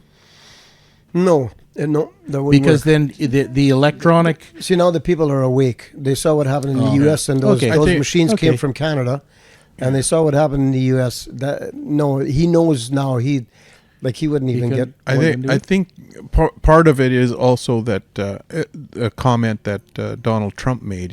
He said, "We're going to win so big you can't rig it." Yeah. No, And right now, the country's mind frame for Trudeau is too overtly the opposite Yeah. way. And if then it would it'd be like rigged, Venezuela. yeah, yeah, then it Two-thirds would, of the country, yeah. two-thirds of the group was against the president, but then he says, "No, I won anyway." Yeah. And Yes. all the evidence is there. Okay, no. Yeah, Bolivia did the same thing. Yeah, yeah. Yeah. That's So I that's can see that's that. my idea with That's it. what I don't know what full impact last election was for or against Trump or for or against Trudeau or so, but I know he doesn't have a chance now. No. And even Carney and Freeland right now, we can get into a little bit of that in a little bit, because right now, first of all, everybody hates the carbon tax, and actually, I actually have to deal somewhat with carbon tax on a quarterly basis, because we have some guys who have their own running rights, and they have to pay carbon tax. So oftentimes I have to explain how carbon tax works, and stuff like this. And I always end a conversation with just put up with it for now, because after the next election, the carbon tax is gone. You don't have to deal with this anymore, Right. you know? Yeah.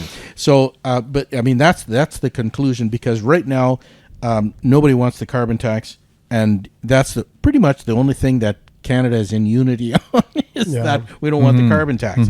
But now you look at Carney, who is probably going to take Trudeau's place. It is Carney and Freeland, but Freeland is too out there, and actually Carney is just as out there.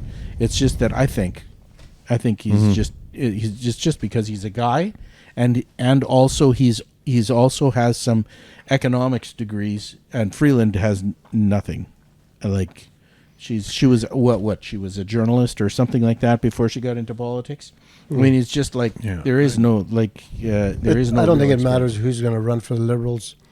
No, they're not going to get They're in not gonna anyway. get in. If they've done the polling, and right now apparently it's going to be even if Carney gets in, it's going to be less. There'll be less seats for Liberals than it will be even the Bloc Québécois.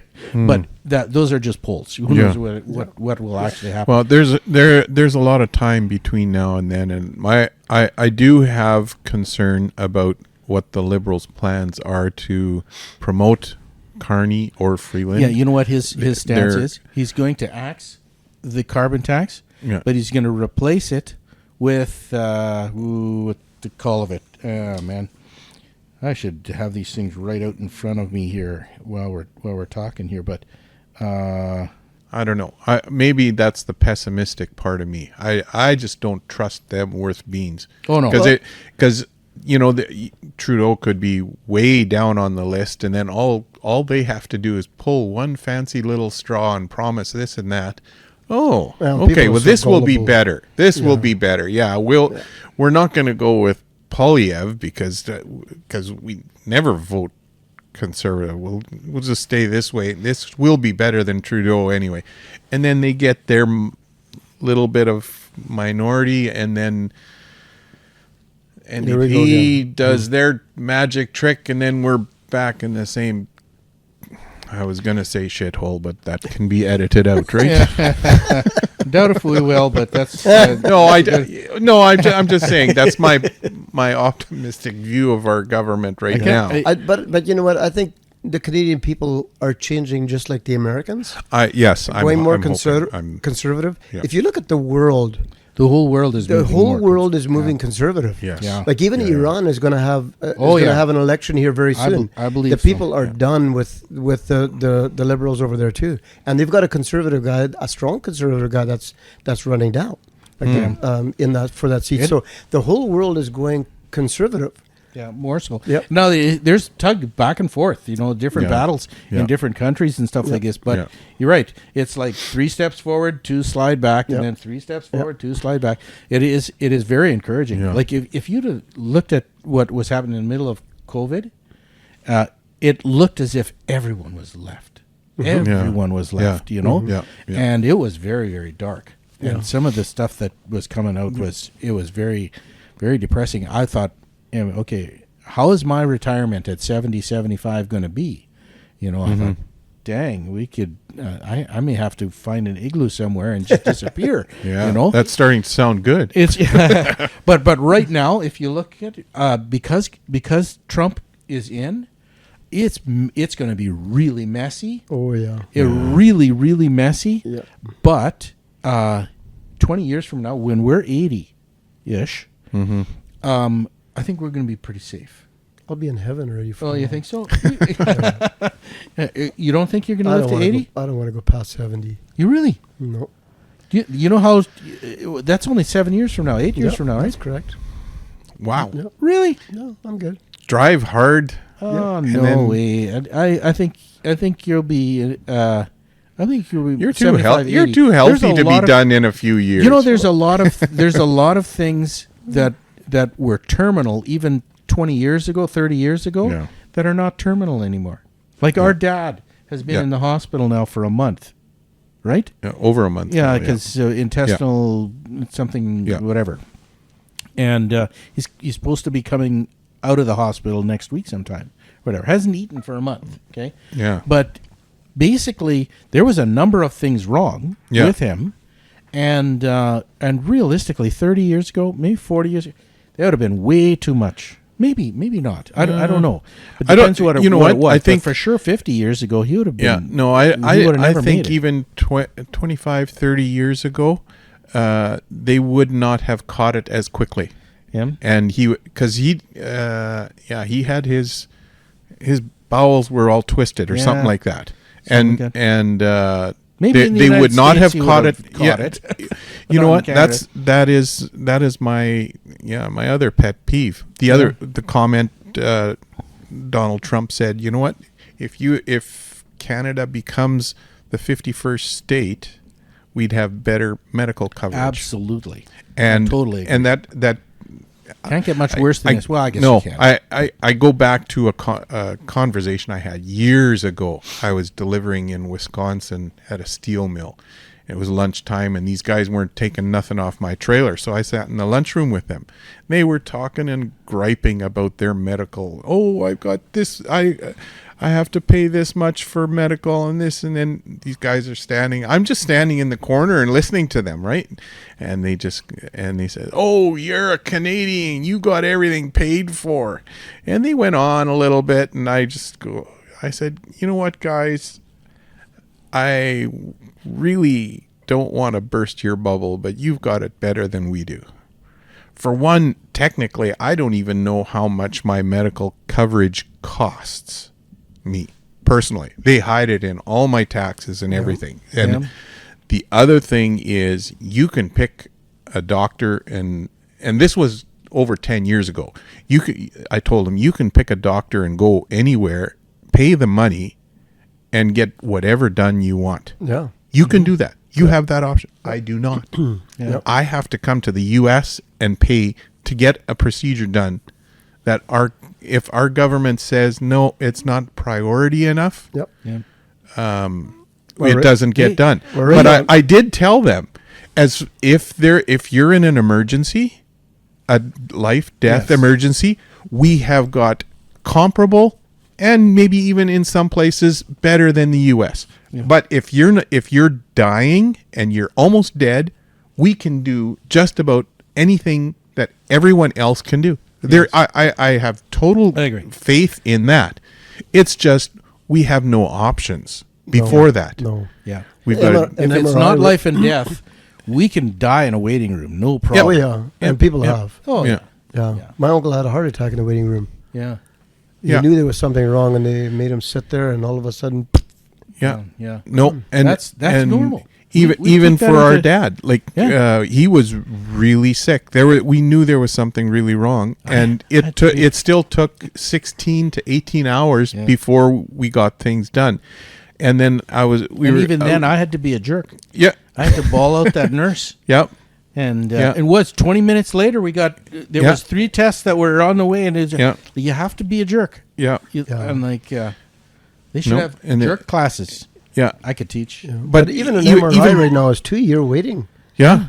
I know. Like Unless there's they know there's something seriously wrong. Then sure. they're gonna know. Then Emergency. They can somebody get knows you how to in. press the buttons. Yeah. Yeah, They can but do that. lots of people are going to Grand Forks now. Even Pembina. Yeah. Go there, get an MRI done. 2 days you can get an MRI, and then they'll send you. Like if my brother-in-law went to Grand Forks, and they said it would take about 24 to 48 hours they'll email him the results. Yeah. He wasn't even out of Grand Forks, and he already had them. Yeah. Yeah. And then he brings him to his doctor here, and then Sure. they look at it. Yeah. Well, No, that's the medical system in Canada is unsustainable. It is not like it's becoming. It's so top heavy. Yeah. It is so inefficient bureaucracy that there is absolutely no way that it's sustainable long term. This is something that I should be corrected. I heard this on, I think it was a newscast. I can't remember where it was, but they were talking about the medical system in Canada. And from what I understand, the government only allows a certain amount of doctors to be trained every year. Mm-hmm. You are not allowed, like, it's not that you can, like, if you go for a degree in philosophy or whatever, you can go to and pay your money and get it done. But you cannot do that with being a doctor. There is a quota system. Yeah. Yeah. There And is. you are restricted. And I'm going, what? They're restricted too as to what they can do to a person, like how many operations they can do in a month. Sure. Yeah. There's all sorts of like. And I'm going, you know what? I've driven way down south where hospitals and medical systems down in the States, they rent billboards, and they've got it written up there. 20-minute wait. Right now there's a 20-minute wait to see your doctor. 13 minutes, and it changes all the time. 13 minutes to your next ER visit. Yeah. And they brag and they sell that. Yeah. So they want your money. They want to be there for you. Here, Are you kidding? I've got 2 weeks to see a doctor, and weeks, then man, I had a month and a half. yeah. So like it's absolutely And then if you go to the emergency Evil. or a walk-in or something like that. Yeah. Well, first of all, if you go to a walk-in just here down at the local mall, you have to get there basically 15 minutes before they open or half an hour before they open to get so that you're on the list of an appointment. So you're there at whatever 9 o'clock or 8 o'clock, and then you say, okay, now you're going to be in at 11:15. Okay, so now you go home, do whatever, and then you come back at 11. That's how a walk-in works in Canada, and that's an efficient one. You know, yes, it is. Because otherwise, if I go to where we had our doctor who was in Winnipeg, I mean it's a month to a month and a half before you get an appointment. Yeah. And so I mean, if you have a strong head cold and you need antibiotics or something like that, you got to go to the walk and you got to be there early and you got to it's horrible. It's like that's not medical. That's whatever, but. All of this to move on towards this whole topic of tariffs and the 51st state. If we're going to be Canada, I think what Trump really did was he shook the Canadian tree to see what fruit would fall down. What nuts would fall out? There's a couple of nuts rolling around. And because we didn't have a leader. Right. Now we are swaying in the wind. Yeah, but didn't Trudeau resign after? He promised to resign. He did? Yeah. So he's technically still the prime minister. Mm-hmm. Yeah, right. But in he words gave us a only. promissory note. But that was after that meeting that he had with Trump in Mar-a-Lago. Yeah. Yeah, it was after that. Yeah. Yeah. So Yeah. Okay. So I, no sense in negotiating with a guy who's not going to be on prime his way out, minister. yeah. Right. And so I really don't was think anything happened in Mar-a-Lago. He should. you got a picture I don't taken. think. That's it. Yeah, I don't think Trump was actually in, or Trudeau was even invited. Was he? No, He went over there Yeah. because he didn't. Apparently, he didn't spend the night either, because there was no room. He flew in, Kevin and O'Leary- after that, he flew out. Kevin O'Leary said there's 1,000 people a day Yeah. waiting to talk to Trump. Yeah. 1,000 people a day. Yeah. At the, you know, I He said we got in the second or the third day. He said that's when we got in. Wow. yeah. Yeah. And it's But what do you think is going to happen with the tariffs? Where do you see the trucking industry with that? Is everything going to kind of grind to a standstill, or Do you remember? I think everybody, if you've been in the trucking industry, remember when BSE hit? Yeah. And we couldn't ship a single beef, no beef at all into right. the United Yeah. States. Everything just shut down. I had probably about a dozen clients who were in the livestock industry, in the beef Hauling. livestock industry, and it just shut instantly. Bam. Yeah. And if the United States can stop shipments from Canada, the local providers out there will be giddy beyond belief. Yeah. And they will use any excuse to continue Yeah. being giddy. And get that upper hand, because that dragged on for years. Yeah. 3 years it was, something like that before, and they opened it up a little bit and a little bit more, or Yeah. whatever. Yeah. And the people who were fighting it, it was way beyond the science. It was all political and saying, "Look, we have to be safe with the mad cow disease or Yeah. whatever." And goodness sakes, there was only three mad cows in Canada or something like that, and so that stopped the entire industry for 3 years. And In my opinion, let me preface with that. Yeah. The only people that really benefited from that was the local American beef farmers. Oh, yeah. Because that price shot up. yes, Yeah. And we just our price dropped. yeah. Because we had too much beef, and yeah, there was other issues too. But You know what eventually happened though. Okay, the inventory of cattle Yeah, grew like crazy in Canada. yeah, And the inventory of cattle in the United States shrunk. Depleted, yep. Yes. Because they sold it all at high prices. Yep. Yep. And so then when the supply was very low, Yeah. and that just kept the price artificially high in the States, then when they opened the door, when we made a killing, it was sort of like the Canadian farmers, well, they didn't have a very high inventory. But after 3 years of not selling anything, we had a big enough inventory now. Yeah. Then when it moved over, if you look over a 5-year period, Canada actually better pretty good. Yeah, they did all right. They did all right. They're running very low on beef again in the U.S. Oh yeah. Yeah. Yeah, so I don't know when it really comes down to it, like that's a snapshot of how one Yeah. small niche market in the trucking industry got shut down. Yeah. Now I don't know if anything is going to get absolutely shut down. There could be some things. So that you are think shut they're just going to raise the prices No, to cover I that think- 25%? I think there will be a short stoppage. I got a story a few years back from a friend of mine. He was in the lumber industry. He was in there for years and years. 20 years, something like that. So between buying, selling, and moving lumber, and most of it was across the border to the U.S.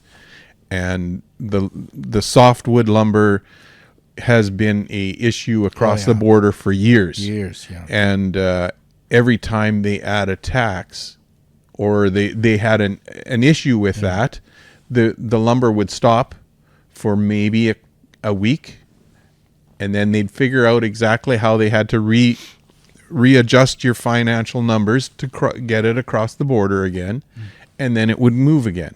And he says, as he was in the lumber industry for at least 20 years. And he says, you know what, it was a regular cycle. Like they knew it was coming, and then they'd readjust the number. It would stop.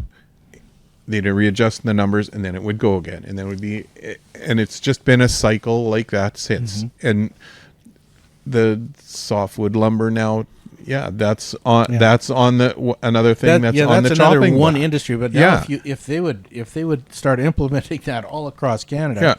Now the problem is what in my opinion antagonizes the whole situation is when you have politicians say it's a tariff war. We're going to tariff on your side. You want to go toe to toe with the United States? No. Holy cow! There is zero chance that Canada's going to come out okay. But what you were saying before, to build cars, the stuff crosses back and forth 8 times, 7 times, or something like that. So if you're putting a 25% tariff on each time, like our vehicles are already through the roof. Like, just watched a guy say earlier, $125,000 for a 1500 F-1500. No, a pickup, a GM pickup. Yep.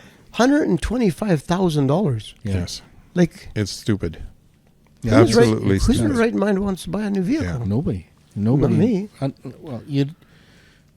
Nobody. I bought my first new highway tractor for $120. Yeah, I know. I bought my know. first No, one it's for for- $95. Now it's for a freaking pickup. I Yeah. know. I know. It's And now that is gonna, I don't know what that's gonna do, but they won't be able to afford that. yeah. It's going to go in waves. If they put tariffs on there, it's going to go in waves. It's like you said. It's going to shut down. Yeah. And then they'll readjust, and then it'll slowly trickle out. Yeah, they'll have to figure it out. How it's going to translate into freight volume, there are people who know much more than I do in that scenario. But generally speaking, it's going to go up and down, and it's going to affect the capacity. I think the next 2 weeks are going to be quite slow. Mm-hmm. I really believe that. It could. I really could. Because everybody's trying to adjust to see exactly where this is going, how they're going to fare. I honestly believe it's gonna get slow. Yeah, it could get really slow for the entire trucking industry. Mm-hmm. And probably that's one of the biggest impacts that it's going to have is the trucking industry. That's the first one that'll see the vast feel majority it. of everybody in the trucking industry, like all of our clients, almost all, I'd say 95% of our clients are Canada, U.S. Like that's all that we do. You know that it was 60. I don't know. It used to be 70, but I think it's 65% of all of our trade is with the United States. Yep. Right. So it's going to impact it whack-a-doodle, just huge. And who knows what's actually going to happen. It might be a 2-week battle, or it might be 6 months. I think because there's really nobody to negotiate in Canada. No.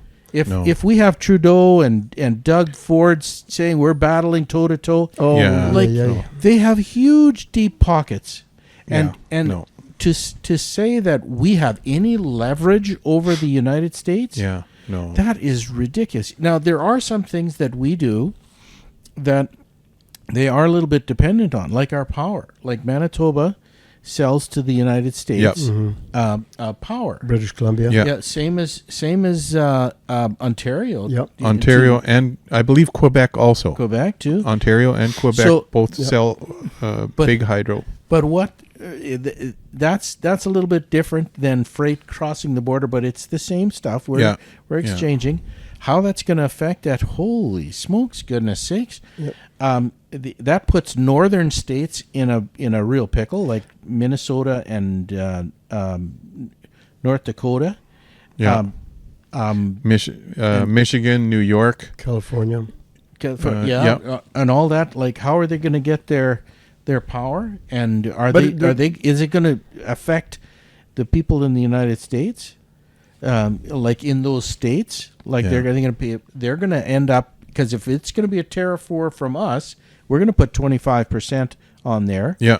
Then hello, Dolly. Yeah. Like, Maybe, like those guys maybe in we the can northern pay states off are gonna those be- hydroelectric maybe we dams. could. Yeah. Pay it off in a couple years, and then Long Then term our- wise, like we could survive 3 months, 6 months, a year, but long term wise, I don't know.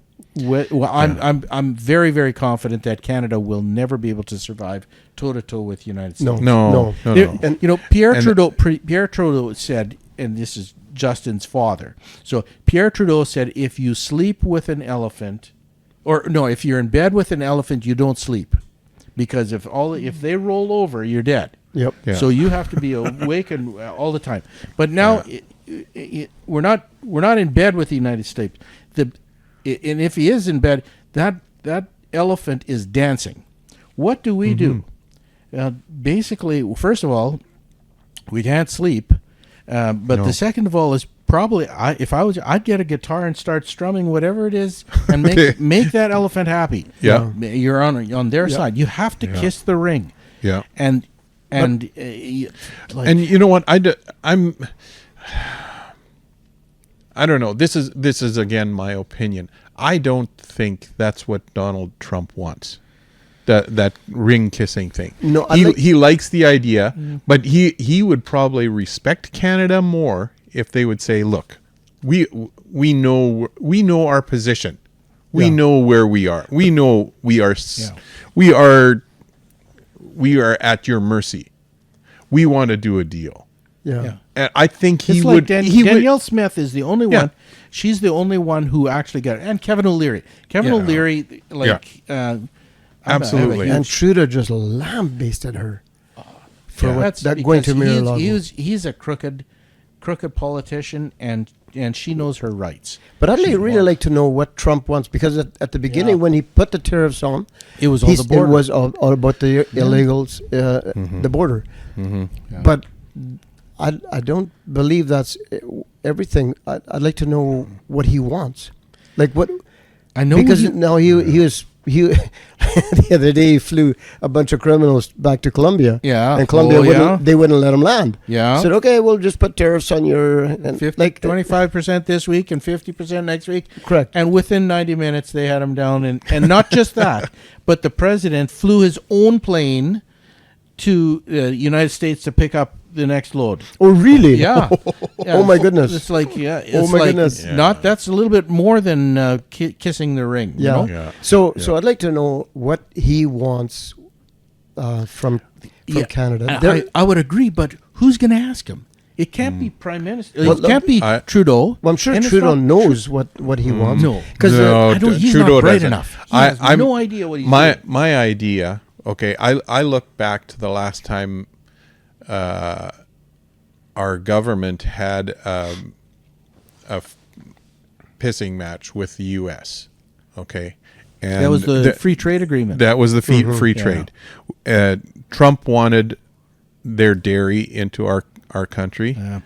They wanted to open the borders for a lot of their products, and we didn't. We've got tariffs on that, and I believe it's tariffs, right?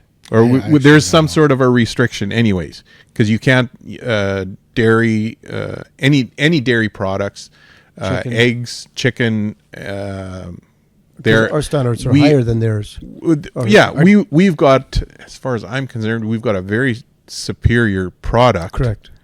But it's twice the price. Yeah. It's ridiculous. Sometimes 3 times the price. Yes, Yeah. and that's only because it's government regulated. Yeah. Yeah. All of those ones that he was talking about is what we have in Canada as quota systems. And I'm going to put a shot in the dark, and I'm thinking he's going to start poking at those again. Oh, I think he's going to open up, because he's going to want open doors for his farmers again. And he was also talking about the defense. He said it's costing him $200 billion a year to defend Canada. Mm-hmm. I don't know where he gets those numbers. That I don't know either. I don't know what they're doing. Well, we're probably not pulling our weight. We just have to do it as a percentage of our GDP, I think, and we never do that. Like when the Liberals get in, the first thing they cut is the military. Yeah. You know, Yeah. we're Yeah. all out there with holes But in our he did shoes. mention the other day about the Chinese lurking Yeah. on the west coast. They not just you know what was it? Russia planted a flag under under the ocean in our northern ocean. Oh, really? Yeah, they did that a number of years ago, and it's not really it wasn't really for a show. It was because there's unbelievable minerals and all sorts of stuff. If you look 20, 30, 40 years in the future, a lot of our mining and a lot of our resources are actually underneath the ocean. And they were thinking ahead. Now, maybe Canada's going to be probably much more valuable in the future, probably because we have huge resources. Oh, Way we more need to resources capitalize. than- yeah, it's but but as long as Canada is a socialistic country, yeah. we'll never do it. We're the most backward people. It's Yeah. like We're so there's no- over-regulated, we Oh, can't it's get just anything no way in done. the world. Did you see that lithium mine that Shane found when he went up to find that Oh. waterfall? Yeah. That was from the early '60s. They were in there, but then there was no need for it, Yeah. and so they shut it all down. But it's still there. Oh yeah. There's my word. tons of lithium down there, Yeah. or up there, I should say. Up there, yeah. Down there, Yeah. up there, whatever. Yeah. Yeah. I know. Yeah. So I maybe I don't know. We have unbelievable resources, mining, Yeah. minerals, and stuff like that. Yeah. I know one of the things that people have been talking about is first. Well, I really don't believe we're going to be the 51st state for the United States. That's just it. It's ridiculous talk. But You what just is poked my bubble? what's that? You just poked my bubble. We- Here I we was could- thinking, we're just ripping through the Yeah. border. No, but okay, we're not I the believe it. 51st I state, believe but it we should be streamlined. I Yeah. don't know if it can be or will be. what they're calling but it a should union. be. Yeah. A union, no different than when it is going from Germany to France, Correct. to Italy, or You don't know whatever. you're crossing Yeah. the border. Yeah, Right. there's Right. Yeah. there's no Yeah. stopping. That I wish we could do that too. we Yeah. that we could do in the Yeah. States. Yeah. But that means that we would have to have the same currency, and we would have to there would be no tariffs either way. Everything. Yeah. So they have access to us. We have access to them. It's free and flowing. That and we still have our sovereignty. That I think I would probably say, I shouldn't say it's inevitable, but if our country goes toe to toe with the United States, they're going to beat us into such unbelievable submission. It does. We Yes. will have zero Yeah. choice but Yeah. to say, okay, Yeah. here we are. Yeah. Come and take us. It's kind of nice that we might want to flex, but it doesn't you know mean what? anything. Be a professional. Yeah. Work with somebody. Yeah. Like what I listened to some of the things that those guys were saying. I couldn't believe it. Like, do you have any idea who you're talking about? Yeah. Yeah. Like these Yeah. guys can crush you. Yeah. Yeah. Like all they have to do is close the border. We're done. Yeah. Where are we gonna go? Yeah. It Yeah. would take 20 years to develop our markets outside of Canada. Yeah. And meanwhile, Oh. meanwhile, our dollar would be Yeah. 20 cents. On We the would dollar. never survive. 50. Yeah. No. We'd never survive. No. No. And but in saying what your comment was really good. Our government should be enough proactive that we should have options over and above the U.S. Yeah. Give them the option. Say, you know what, guys, we'd just as soon trade with you Correct. as opposed to shipping it out. Correct. We could, we'll give you a 5-10% market, better share or better price. Otherwise, we'll just send it out. Where are you going to But- send it to? Oh, well, okay, but Well, our yeah. natural gas. Yep. Through if you ship it across Saskatchewan into Hudson's Bay and then out to Europe, we get an awesome price for Yep. that. Like they would love to have Yeah. our LNG, but we don't. We could have. One of the biggest problems, honestly, is we could have had a pipeline from Alberta all the way to our eastern provinces, but they didn't want a pipeline.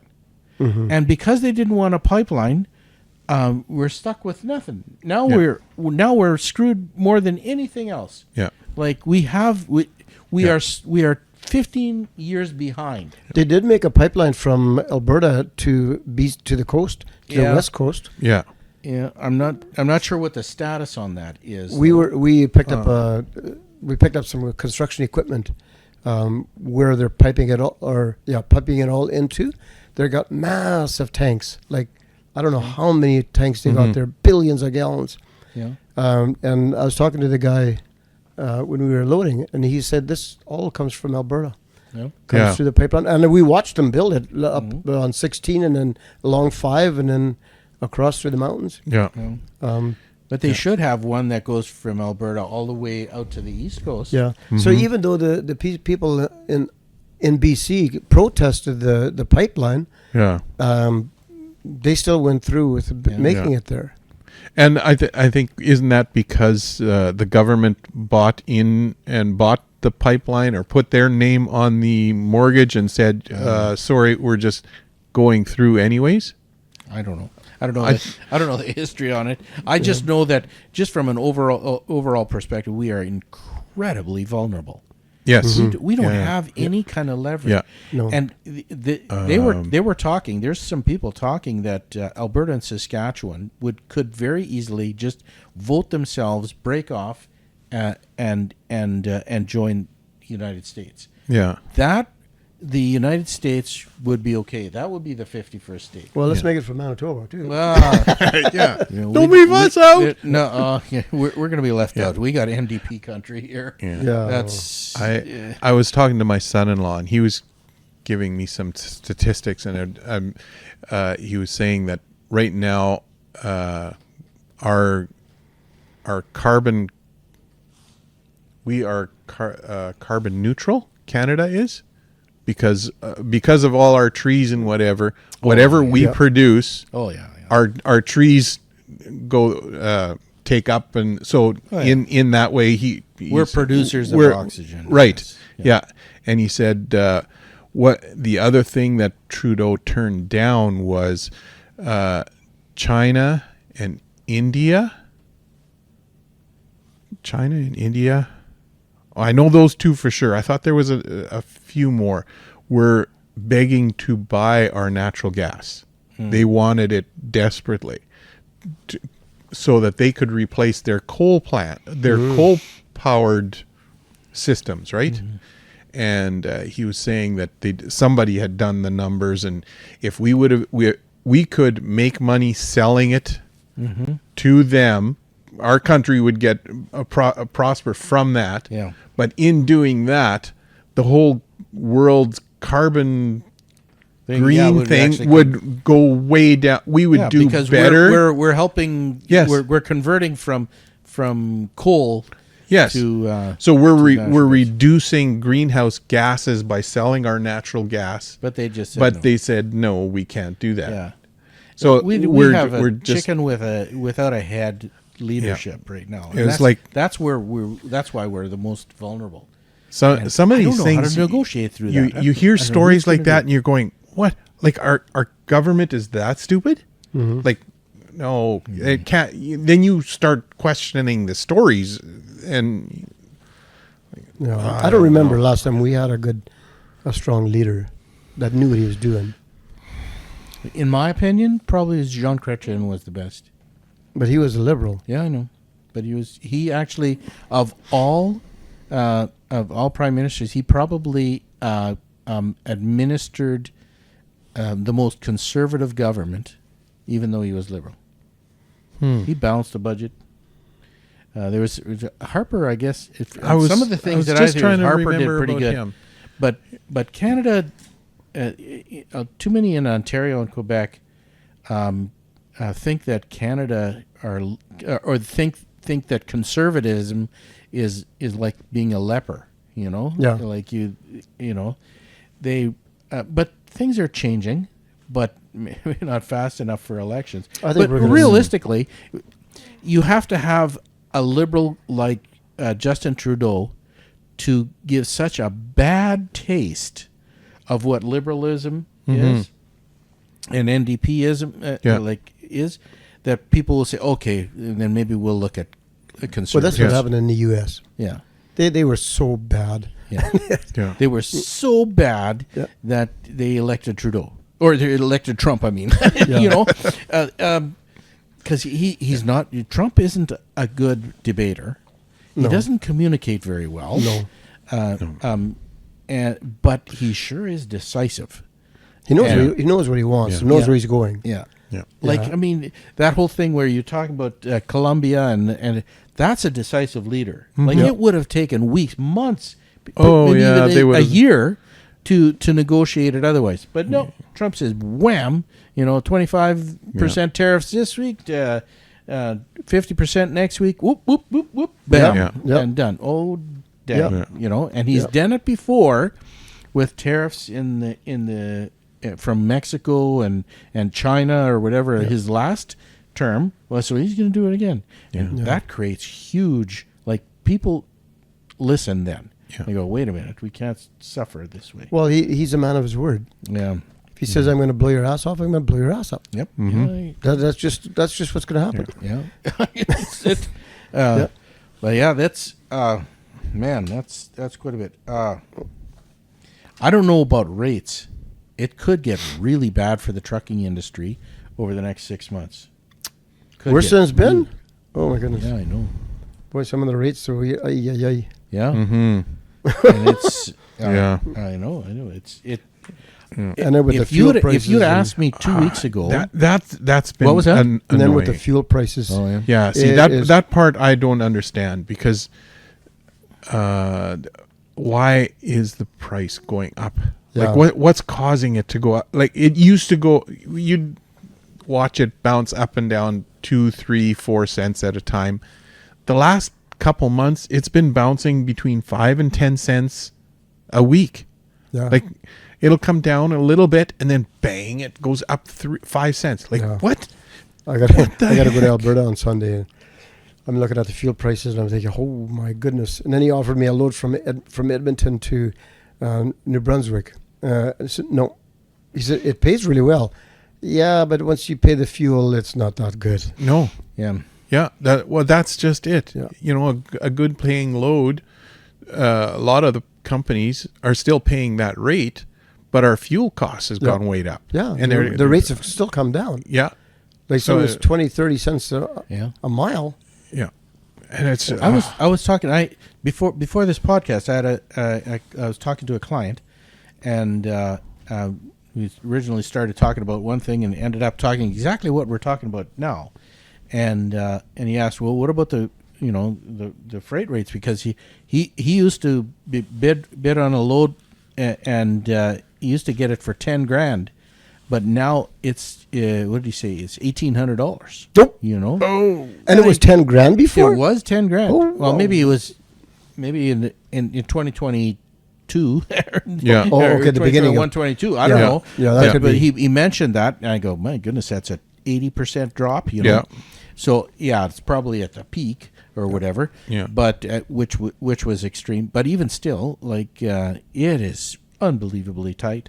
And realistically, if the freight volume drops, because just in the month of a little bit in December, or January or so, something along that lines, or was it all of December?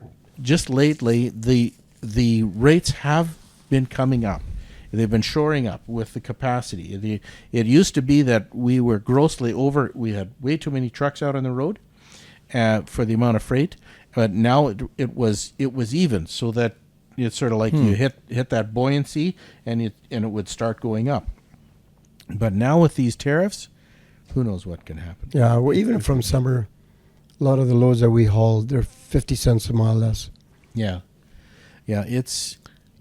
I don't know, but it could also change in a week. Mm-hmm. Nobody knows. yeah. As long as we make some good deals. I don't think it's going to change in a week. No. There's too many things that are We up are in the air. leaderless. That is our biggest Yeah, problem. We don't have a leader to actually nobody to negotiate anything. No. Yeah, And we're sitting ducks. Yeah, we are. Yeah, we see the missile coming. Yeah. And there's nothing we can do about it. There's gonna and be- realistically, and I know we all here don't like Trump, and probably 80% of the people in Canada don't like Trump or more. Trump, sorry. Trudeau. We all can't stand him, but it's still, and I don't want to point at him because we don't like him, but we point at him for the real fact that he brought us politically to where we are. We are vulnerable because of Trudeau. Yeah. And it's because he was arrogant that dragged us right to the end, his term right to the end. He had nobody else that was willing to even work with him. And in the end, it comes down to, okay, now we're sitting and swinging in the wind. Carney, and I was looking that up on my phone, trying to find it because I had an article where he says he's going to scrap the carbon tax and bring in some sort of a credit system. If you use very low carbon, then you'll get a rebate, and if you don't, then they're gonna. It's net the same thing that the carbon tax is, but he's just calling it something different. Yeah. So it better be that Canadians wisen up and say, listen, Carney is no better. No. Just because he calls something different, it's going to be the carbon tax, and it's all governed by the government, so it's just trash. Just because he's an economist doesn't mean that he knows what he's doing from an economic perspective. Nope. He was there beside Trudeau all the way, and he's totally with the carbon tax. He's drank that whole Kool-Aid, the whole box of Kool-Aid. He's just as bad. It's no different. It's the entire Liberal Party. I actually, in my opinion, I like various political parties because it creates accountability. If you have too much power in one, they always lose their marbles and start doing something stupid. I believe that Canada needs a Liberal Party. But what Trudeau has changed the Liberal Party to is a radical head completely off the shoulders party. They're just they're radical extremists, and they are not a Liberal Party. They are, you can't even call them progressives because that doesn't even describe them. Progressives have actually been around in Canada and the United States since from the 1800s to 1900s. That's when they changed their name and there's sort of like these words liberals and progressive, and they go back and forth or so. It's not even that. They have a handful of ideological people that are managing the Liberal Party, and it is not actually a Liberal Party anymore. Jean Chrétien, if somebody would ask me, he says, what should the Liberal Party do to reinvent themselves? Well, first of all, get rid of every single person on the Liberal Party board. They're all nutsy cuckoos. Fire everybody right now, and then have, and this sounds terrible, but have Jean Chrétien handpick the people to replace everybody. Then you have as close to a Liberal Party as it really is. But everybody else that's in there right now, they're all nutsy cuckoo. In my opinion, because you can't trust. They're all whacked, and then just make sure that none of them get back. The old guys get back into the party, and you have to keep them clean, pure of the wackadoodles for at least 15, 20 years.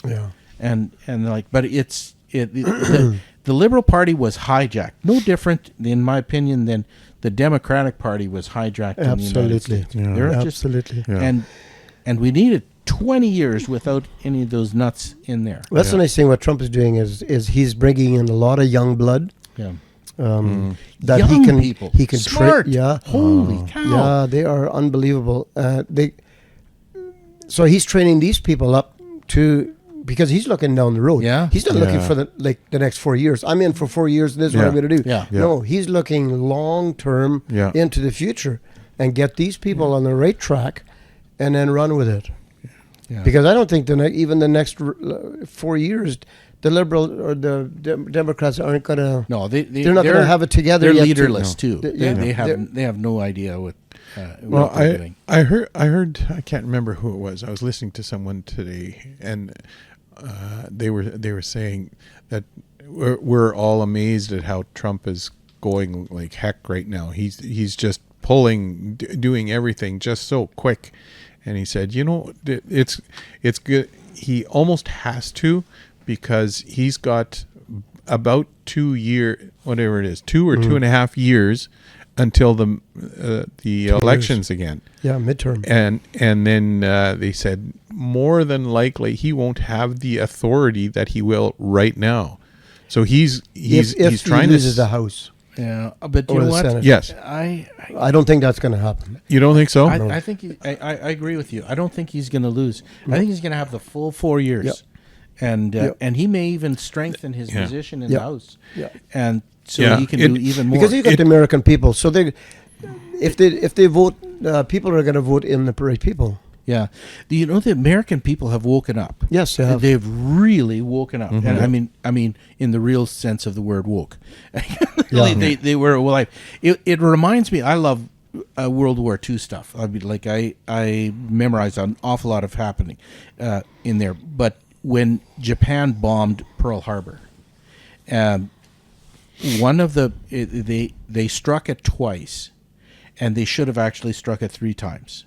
Okay, because there was still enough of the fleet for them to right. rebuild themselves. Yep. Okay, Yep. and the other biggest problem for them was that aircraft carriers weren't there at the Pearl Harbor, Right. and they didn't know the full extent of the strength of aircraft carriers at the time, and so that being said, they needed the aircraft carriers there, but they weren't there.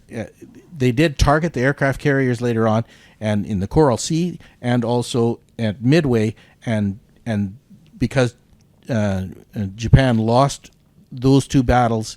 It was a sort of a tie in the Coral Sea, but it was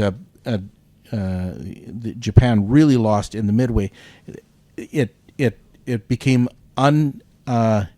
it was impossible for Japan to win World War II. But the thing that he asked for the third wave of attacks in Pearl Harbor, and some conservative Japanese says, no, this is enough.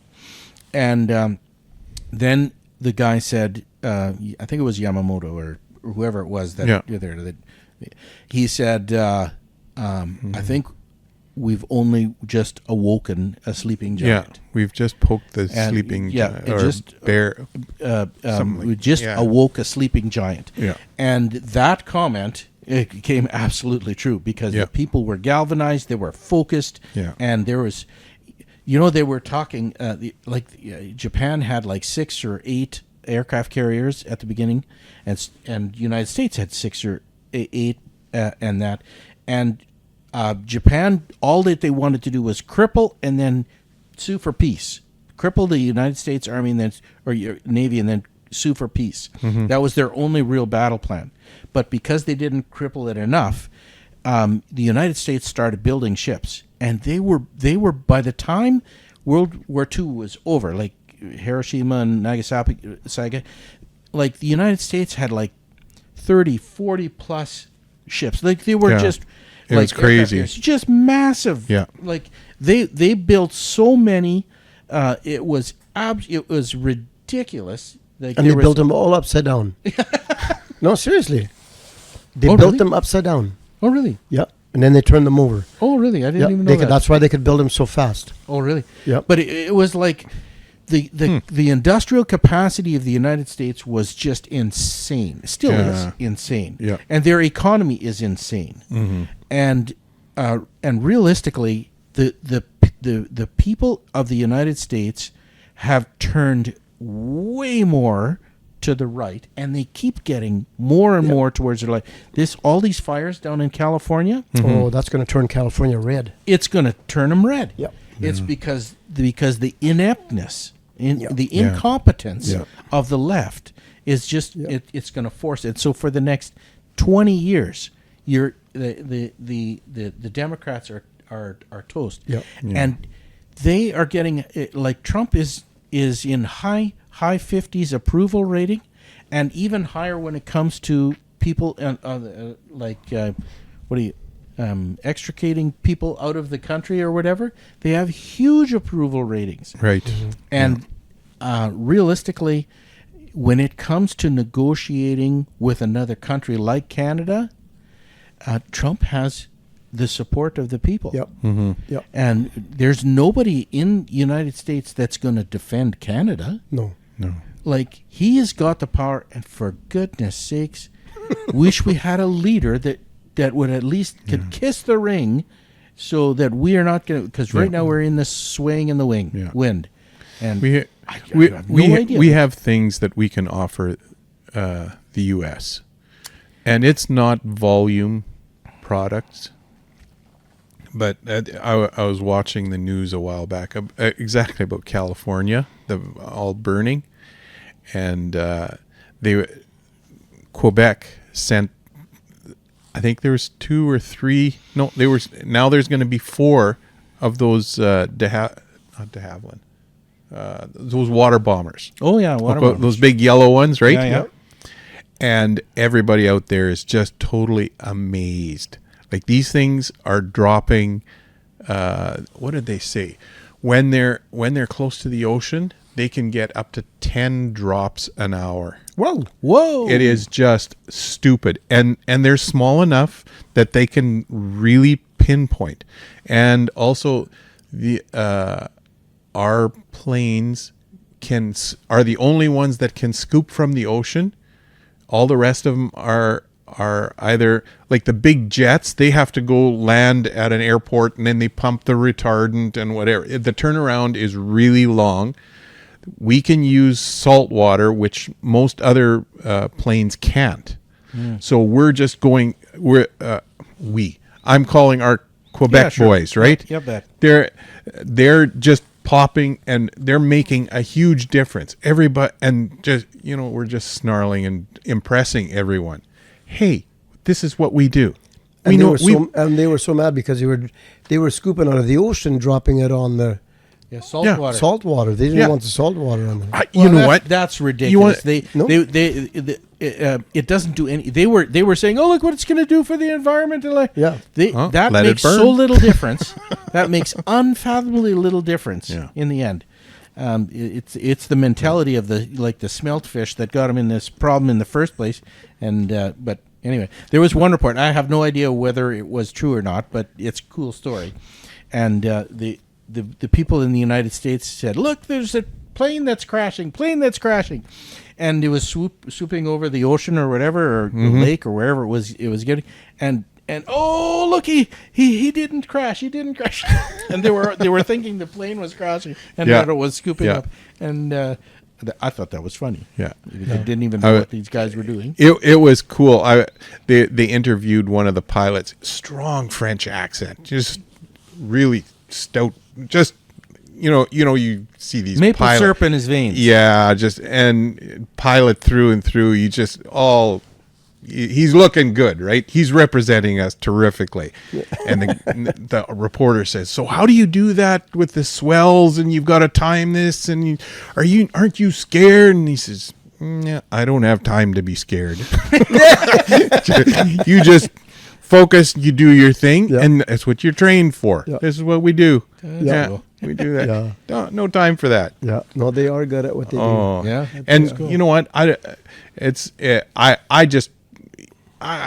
of times I have problem with Quebec. They got their own issue, but you know what? They're representing Canada terrifically. You know what? Mm-hmm. I don't know why. Why didn't Manitoba think of it? Like, we've got a few of them. Send them out there. Come on, let's go help them. Yeah, sure, they pay the bill, but either that or you have to rebuild half of Hollywood's.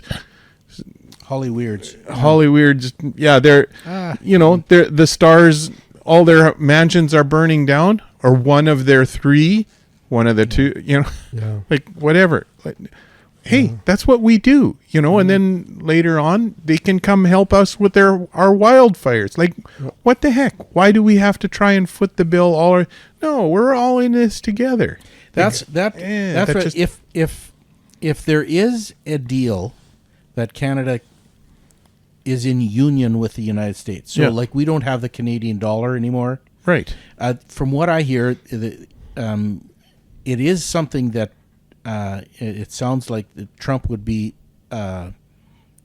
open to. Mm-hmm. The only problem comes is we're saying that the Canadian dollar has to be par with the U.S. dollar, and that's the problem right now because Trump wants a better deal. Yeah, no, I don't see it the par thing working out. There's always a differential, and I would be happy with an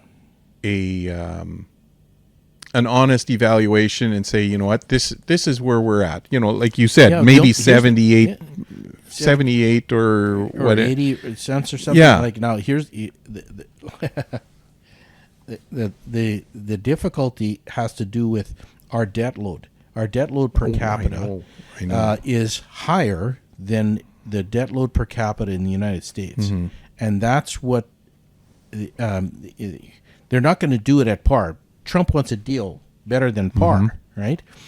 And that's where we're going to lose. We're either going to lose a little, we're going to lose a fair bit, or we're going to get absolutely snookered. Yeah. We're just going to be completely out to lunch, and he's going to buy pennies on the dollar. Yeah. If he's not in any kind of rush, he could drag this out for 2-3 years. Sure. Yeah. I don't think he's in a rush. No, I don't think he's in a rush. He's up for a deal. He would take it at pennies at the dollar. Well, yeah, I don't think he's expecting it, but he's hoping. I'm guessing. I guess it depends a little bit. If we're selling hydro and real important stuff, and we're in a trade war, and all the northern states get start screaming too much because their electric bills are too high, we might cut it down to 6 months or a year. I don't know, but this is a very long thing. We need somebody on our side. Why can't we just put Daniel Smith as prime minister and interim until we have a federal election? Then you'd have some traction. Yeah, because you need somebody with a little bit of cojones, and no fooling around. Or maybe even Kevin O'Leary would be good. He's been asked about that already. Didn't he run? Didn't he run? He was. Then he pulled out. He ran the numbers, and it was impossible for him to win, so he pulled out. Oh, okay. Yeah, and interesting story. I never heard of but I heard him say, look, he couldn't leave until he had paid a $2 million bill or something like that, and so he had to if I remember, he had to work with Mark Cuban or something like that. Oh yeah, came out and raised some money or something like that, covered the bill, and then that Mark has got money. Yeah, he's got money. Yeah, he is loaded. He's loaded. Yeah, Kevin O'Leary had said to him one day, he said, with the wealth that you have, why are you wearing jeans and a T-shirt? Yeah. And Mark says, because I can. Yeah. There's different kinds of very wealthy people, guys who are like Kevin O'Leary is very similar to Trump in his thinking. And he's in how he dresses, his mannerisms. He's got this watch collection. It's just I guess hundreds of thousands of dollars worth of watches. Well, good for him. I got my Fitbit, and that's about it. I got you got nothing. My phone. You got a phone. But realistically, I would love it if we could get rid of the Canadian dollar, just so long as we retain our sovereignty. Correct. And that would probably still happen. Trump would probably appoint somebody, but he backed out on Trudeau. But everybody better back out on Trudeau. Like that guy's gonna be a leper in Canada for 30 years. He's gonna leave the country. Yeah. disappointing. Well, whatever. There's a whole big change coming to the world. That's, It is. It It is is everything, and unbelievable. Like, Yeah, we can talk about this, and we have our opinions right now, but Yeah. Guaranteed within 2 to 5 days, some major thing is going to shift and change. Yep. And I think the biggest thing is not just Trump. Trump doesn't initiate everything. He only initiates when he knows he has the strength and the power and the people behind him. The more he works and more he's doing his stuff, the stronger he is. Like, I mean, people are behind him now. Yeah. Like, it's becoming stronger and stronger. Like he can get away with. He can get away with stuff. Yeah. That He can make things happen. Yeah. yep. And he is. You were right at the beginning. We were talking about where we get, or no, midway. We were talking about where you get our information from. Yeah. And I don't get a lot of information. Well, I guess a little bit. But one person I wish had a better podcast that probably doesn't have time is Kevin O'Leary. Yeah. But I trust his yes, judgment on when that. he's on the news or when he takes time for that, I listen very carefully. Yeah. Because he's you know what, he's plugged in financially with so many people around the world, not just in Canada. Yeah. That you know what he what's best for finances, let's put it that way. Let's take that. And he, as much as he's hardly ever in Canada anymore. He's always in the States. Yeah. Well, he said he stopped investing in Canada now. Yeah, that's Yeah. and that's disappointing. Well, he's and yet going to be with investing in that data center in northern Alberta.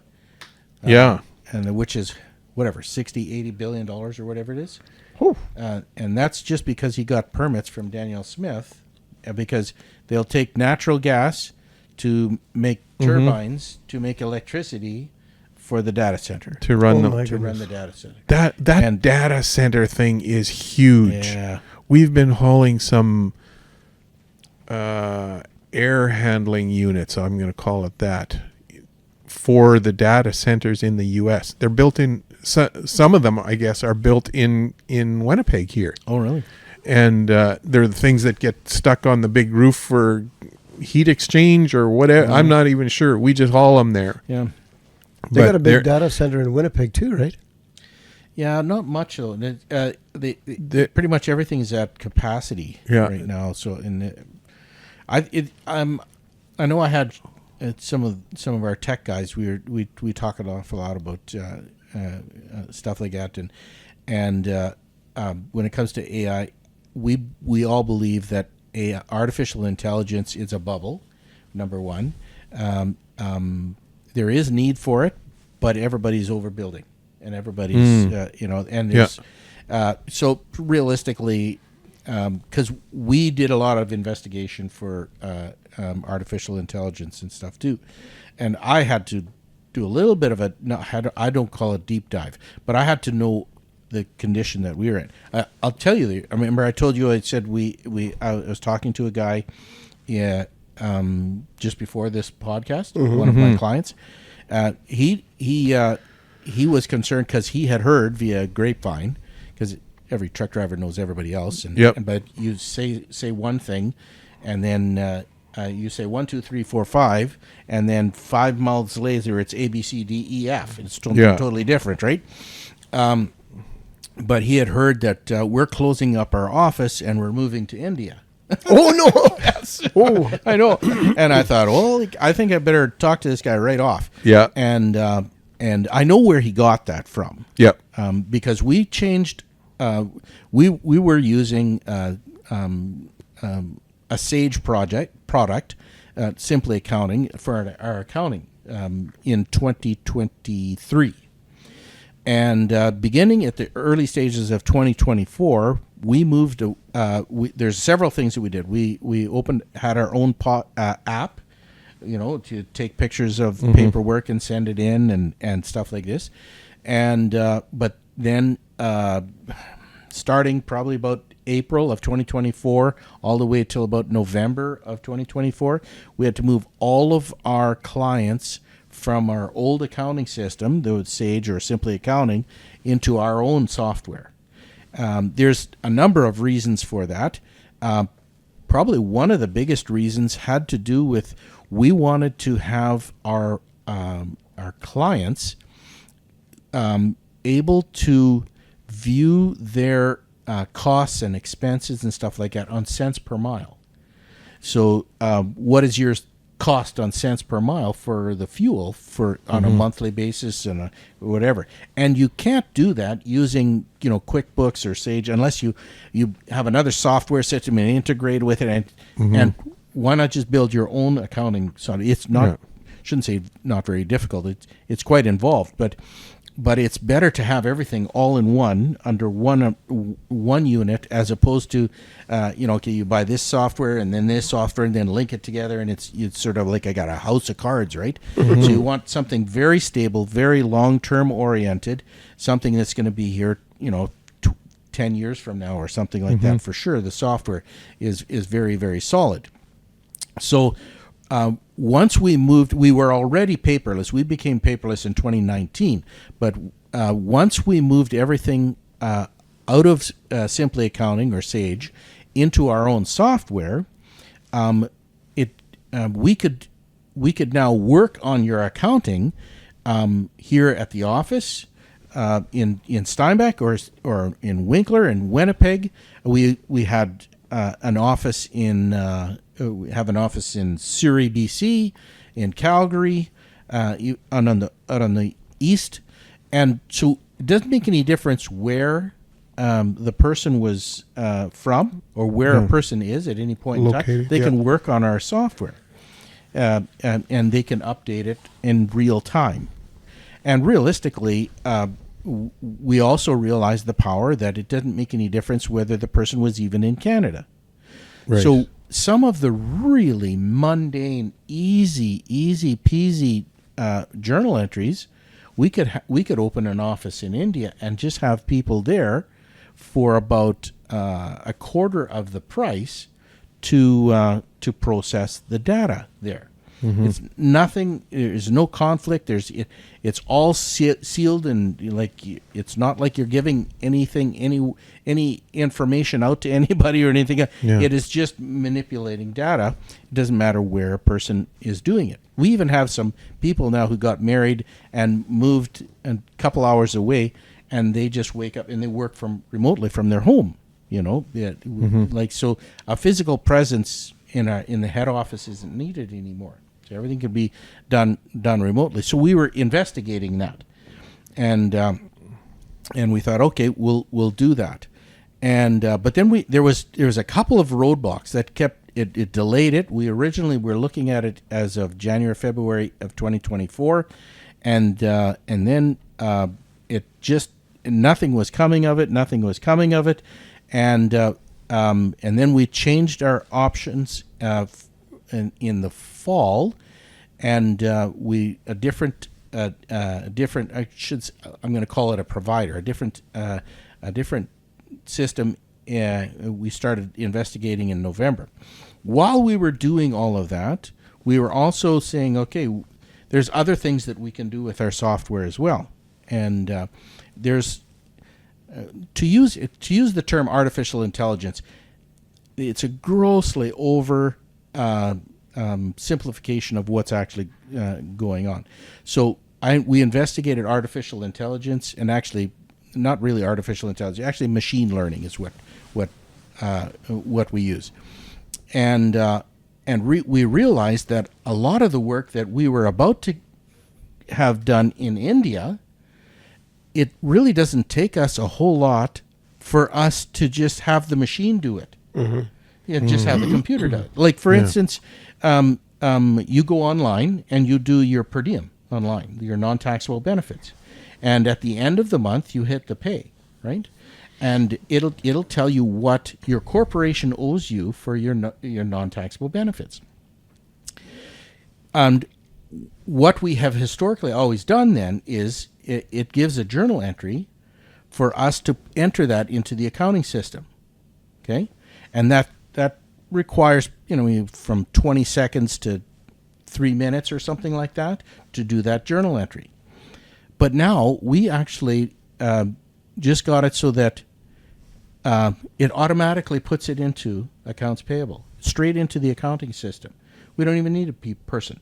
So the work that we were going to get done in India, the computer, actually by next week or so, it's going to do it automatically. Mm. Okay?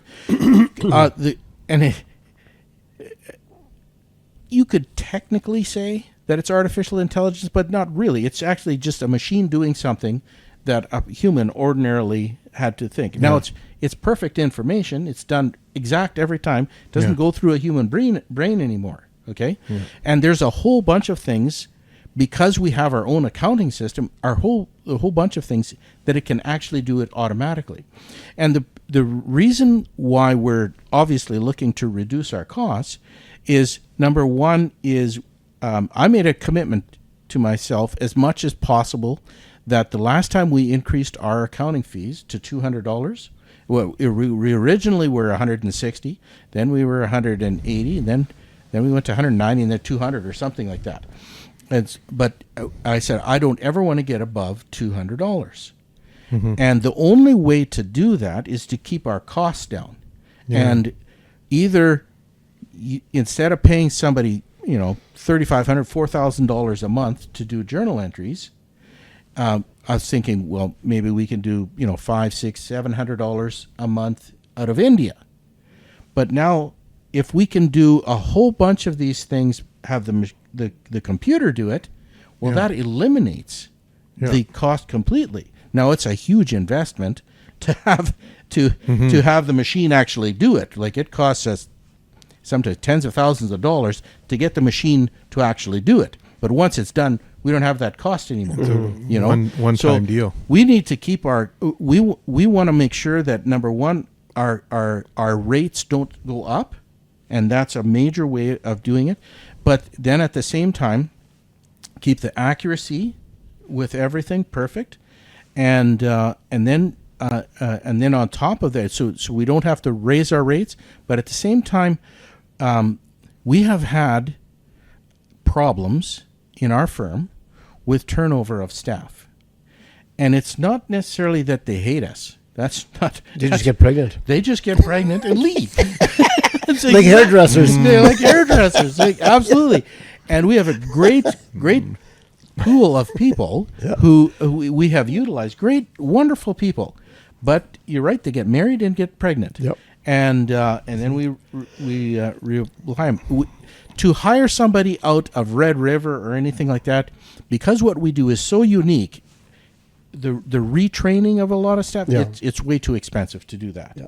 So that's why we can take people right out of high school, train them to do it, and so I want to eliminate that that turnover, and the only way to really do that is I want to be able to increase the rates that we give our employees so significantly. You can truly raise a good family on that rates, and the only way to do that is to basically double the amount of clients that one person manages. And the only way to do that is to have the machine do the majority of the really easy stuff. We figure that within 2 years, 80 to 85% of all of the journal entries for accounting will be done by the computer. It will not be done by a person. And the last 15, 20%, that will be needed by a person. That there's a lot of, like the unique stuff. We don't even actually know what's going to be left over of that 15 to 20%.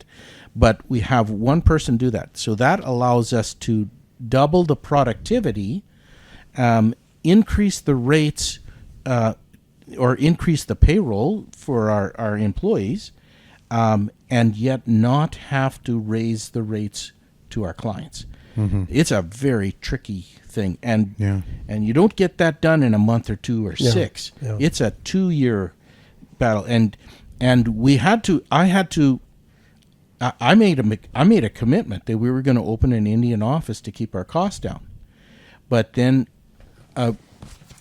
we had too many hurdles, and then when I looked at the machine, and we did several meetings with AI, or not, with our IT IT department, and we said, you know what, we can call it AI, but it's really not AI. It's just things that are done automatically. Right. That because of what we have built in the past, we're able to now utilize and that.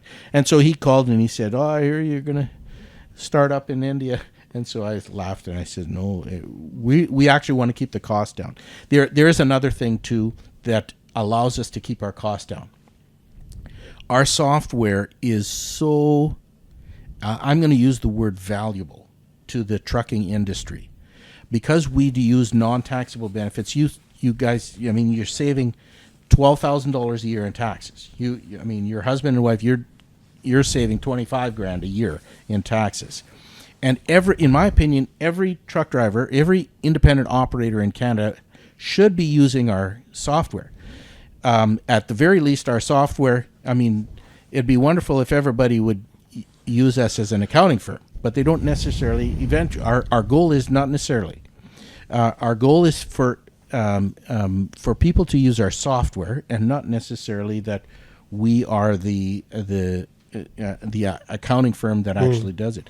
And so it'll be everything from you loading up all of your paperwork, all the way to sending in the corporate T2 at the end of the year. The program will be able to do everything. But that requires a whole lot of continuous investment and reinvestment and stuff like this. It's a long process to do. We've been at it for 8 years, building it. And I don't know, some days I'm losing patience, but that's okay. It's very exciting to do it. I could talk about this forever, but I don't want to do that. But if you're already a client of ours, if you heard the rumors that we're opening an Indian office, it's not. But I very much I believe to some degree that the Indian market, like the Indian truck drivers out there, a lot of them have Indian accountants. And realistically, they should be using us, our software, so that if they want, they can hire their own people out of India to do a lot of the data entry, and there's nothing wrong with them doing it. They may be able to do that for 2-3 years or something like that, but long term wise. Realistically, the computer will be doing most of it, a lot of it. So, but anyway, that's technology changing, and it's exciting. But I don't know. I sometimes realize that I don't even know how to spell IT. but it's it's easy. It's easy. Easy? No, it's not easy. Easy. But anyway, that's pretty much it. That being said, who knows what Trump is gonna everything. It shouldn't say it's on hold. Everything is new. Almost every week something major is going to be changing. And I suspect until we actually have a prime minister, we are just sitting ducks and vulnerable. So, we can't allow fear. That there's enough pressure without. Just wait it out, but you know what? There's guys out there that have such terribly high truck payments. I know. I just fear for them. I know. They pretty much have to live on the road. I know. Just to make it. I know. I know there was a guy. I've helped a financing or a leasing company, with some clients that the operator was basically said, "Oh, here's the keys," and they were ready to give it all up, and the financing company called me up and he said, "Can you talk to him?" Because they're obviously not listening to us. And so I talked to the guy, and actually several of them, and basically saying, listen, whether you lease a vehicle or whether you finance a vehicle, you sign a personal guarantee, and you by you throwing the keys on somebody's desk and walking away does not solve your problem. Your problem just starts. And because in the end, they get your house, they get your car, they get your jet ski, they get your hot tub, everything. Yeah. There is because that's a personal guarantee. There's the only exception to that is if you have a very specific walkaway lease from the carrier, and those are actually pretty rare. They sort of come and go in the last 30 years or whatever. They come and go, but almost everybody that I know of, they do not have a walkaway lease on there. They are vulnerable, and but it is I guess you'd be more tied if you're leasing than if you bought a new one. no right? difference. It makes no difference. Zero. Really? Actually, you have less control with a lease than you do with owning. I'll give you an example. And I have a podcast a podcast on this, leasing versus owning. Very, very, very popular one. A lot of people have watched it, and it makes it very, very clear. If you leasing a truck and you're driving along and you wreck the truck, okay, it's totally wrecked. The insurance company is going to be talking to the owner, which is not you. And they will decide, between those two individuals, will decide your fate. And they said, well, okay, the owner says what's left owing on this is $110,000, and as long as we're covered, that's fine. Well, and the insurance guy says, well, we only think it's worth $100, and then the owner of the truck says, well, I think we can get the $10,000 from the guy, so they can make that deal. That's not what goes on behind the scenes, but effectively they say, okay, fine. So they make that deal that it's worth $100, and then the leasing company comes to you and says, oh, by the way, you owe $10,000 to get out of it, and that's because the insurance company talks directly with the owner, and which is not you. If you were the owner, and it was financed through a bank or whatever, the insurance company could not settle the account unless you sign off on it. And you can twist an arm until you get your 110 or 120 or 150, whatever you think it's actually worth. And because you have the incentive to get the highest price, but the leasing company does not. So leasing is definitely not. If not at all possible, own. Yeah. And in there. So that now there are some carriers that require their insurance provider have the operator sign off on the dollar figure, but not all do. Actually, most don't. They leave it from the insurance company to the leasing company, but some carriers, and that's just completely up to them to decide. Say no. We're not going to sign off on it until the operator does, but that's a hole in the industry. Like people have to watch out for it. So if at all possible, always own. Yeah. And if anybody ever says that, oh no, you want to get your tax advantage through a lease, that is absolute BS. There is no difference between a lease and an own.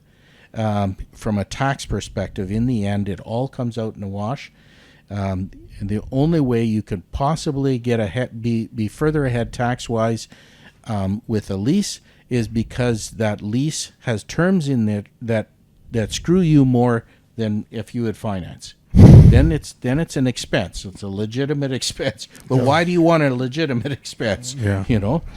That's so. If in doubt, always. Buy. But anyway, they make much more money with the lease financing company. All right. That being done, I hope everybody just put your seatbelt on and see where this all goes with with Trump and Canada, and Yeah, just don't lose heart. don't lose heart. No, don't give up. Because it could change in 36 hours. Yeah. Just wham. Yeah. And all the problems just disappear. It's Yeah. not going to be like BSE, that slowly they give it a little bit more, Yeah. a little bit more cows, a little bit more. No, it's all of a sudden it's going to be all on or all off. Yeah. Yeah. And goodness sakes. It's amazing. Canada could get choppers. Canada, the RCMP could get choppers covering our borders. Just what was it? Less than a week. They've got 2. They- Yeah, but I heard they got 2. That's it. That's 2. Yeah, and this guy from Toronto Sun, I can't remember what the guy's name is or whatever. He says two choppers, 2 choppers for what? What is it? 3,000 miles? You'd have to fuel up 15 times just to make one trip. Yeah. Halfway across the country. It's very, very difficult to do. I think they have to just focus on British Columbia and Ontario and Quebec. Those are the areas. Those are the big ones. Yeah. the big ones here. I know. I had there. This was years ago, but I did. When I was crossing at south of Winnipeg here at Pembina, there was a couple times years ago. There was that just was last an American week, 2 weeks ago. Border Patrol helicopter parked right on one of the berms just out. Oh, yeah? Yeah. Did you know just a couple of weeks ago there was somebody in Pembina, in Manitoba here, that they confiscated 2 tons of cocaine or something like What? that. Big, yeah. Really? So I guess they're trying to be a little bit more creative. These guys. Yeah. Crossing the border, or Yeah. they were on the Canadian side? I can't. But they were most likely going south. Wow. I just Wow. maybe not south north. I can't see why Was that- anybody. I think the demand is way bigger down the south than it. Yeah. But they confiscated a whole bunch of. Wow. Maybe it's not cocaine, but it was high end. Whether it's Drugs heroin, it or was not meth it was or not- whatever, Yeah, yeah. whatever it was. It was the hard stuff. So Oh wow. so there is that. No. Good job, but- guys. Yeah. Keeping our borders safe. Yeah. That's. You know what? I know those. I crossed the border, and the American guys and the Canadian guys. They can. Some of them are a little cranky, whatever. But you know what? I give them everything. They've got to be on the ball. They got to track. Yeah. They got to know so much, and they're doing their best to keep our borders, their borders, and our borders safe. And I No. Yeah. go for it, guys. You do what you have to. Just it. not rubber gloves for me. Yes. No rubber. Please, I'm an old guy. That doesn't work so much anymore. we know That's we a know, real mess. We we can know- edit this, right? This is many years ago. This is before I even had my own firm or whatever. There was a friend of Dad's.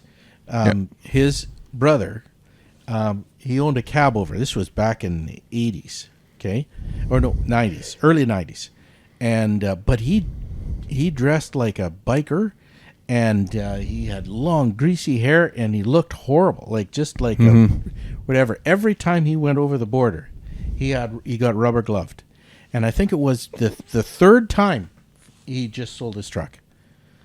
And I was thinking, I remember thinking back then, I said, well, why don't you just take a shower and take off that that black vest with all those decals on there, you know?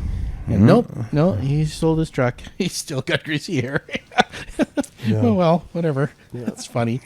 All right, then. Make your This choices. is the podcast that started in the middle of nowhere and ends up pretty much at the same place, middle of nowhere. Yeah. So, Yeah.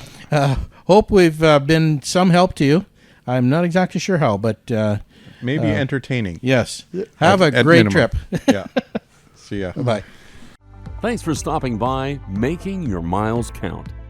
For further Making Your Miles Count productions, call us at 877-987-9787 or download us at makingyourmilescount.com.